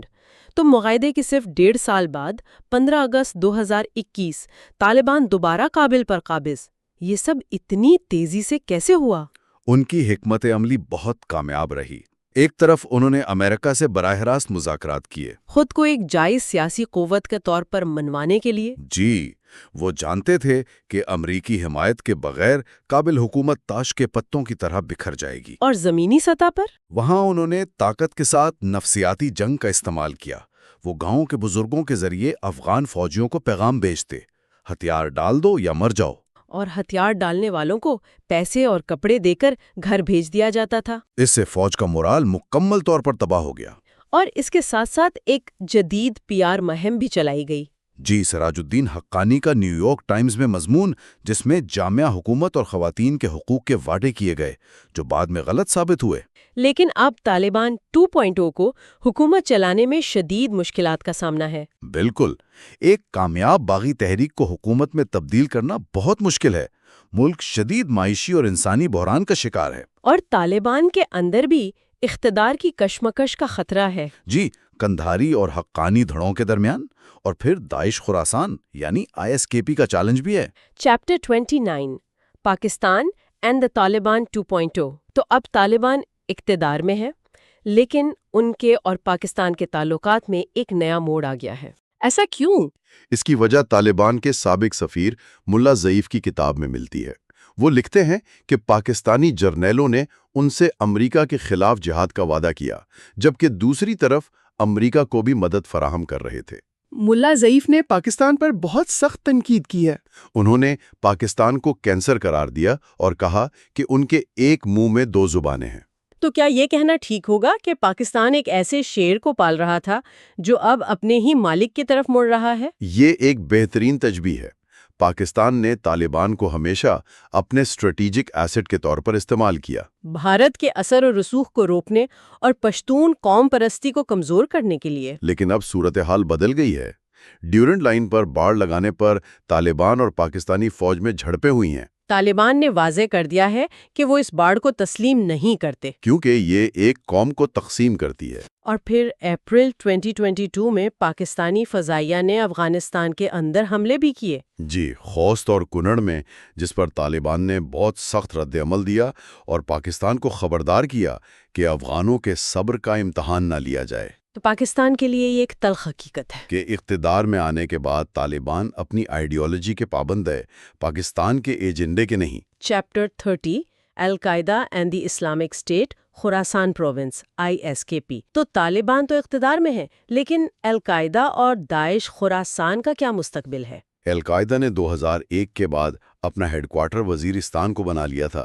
وہ TTP کے زیادہ قریب ہو گئے تھے۔ اور اب بھی افغانستان میں ان کے 400 سے 600 جنگجو موجود ہیں اور ان کے حقانی نیٹ ورک سے قریبی تعلقات ہیں۔ اور ان کے مقابلے میں داعش خراسان یعنی ISKP، وہ 2015 میں ابھری، اس میں TTP، القاعدہ اور خود طالبان کے ناراض دھڑے شامل ہیں۔ یہ تو طالبان سے بھی زیادہ شدت پسند ہے۔ جی، اور ان کا مقصد صرف افغانستان نہیں بلکہ پاکستان اور ایران کو بھی نشانہ بنانا ہے۔ ایک تشویشناک بات یہ ہے کہ اب افغان فوج کے سابق اہلکار بھی ISKP میں شامل ہو رہے ہیں، جو اسے پہلے سے کہیں زیادہ خطرناک بنا رہا ہے۔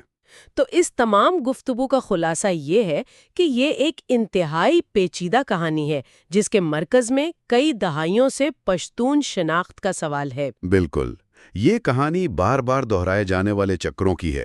غیر ملکی مداخلتیں ناکام ہوتی ہیں، پراکسی جنگیں الٹا نتیجہ دیتی ہیں، اور مذہب اور قوم پرستی پر مبنی تحریکیں بہت لچکدار ثابت ہوتی ہیں۔ طالبان کی بحالی سے لے کر TTP کی جنگ اور PTM کے پرامن احتجاج تک پشتون سرحدی علاقہ ایک غیر مستحکم لیکن انتہائی اہم خطہ بنا ہوا ہے۔ آخر میں ایک سوال جو ان ذرائع کو پڑھ کر ذہن میں آتا ہے، ہم نے دیکھا کہ پاکستان نے پشتون قوم پرستی کا مقابلہ کرنے کے لیے اسلام پسند تحریکوں کو استعمال کیا۔ جی، اور اب جب کہ ٹی ٹی پی خود پشتون قوم پرستی اور مذہب کا ایک خطرناک امتزاج پیش کر رہی ہے، اور دوسری طرف پی ٹی ایم پرامن طریقے سے پشتون حقوق کی بات کر رہی ہے۔ تو سوچنے کی بات یہ ہے کہ کیا پاکستان کی دہائیوں پرانی حکمت عملی مکمل طور پر ناکام ہو گئی ہے؟ اور کیا اس نے نادانستہ طور پر پشتون سیاسی شعور کی ایک ایسی نئی اور طاقتور شکل کو جنم دیا ہے جسے وہ اب نہ تو مذہب کے نام پر اور نہ ہی طاقت کے زور پر کنٹرول کر سکتا ہے؟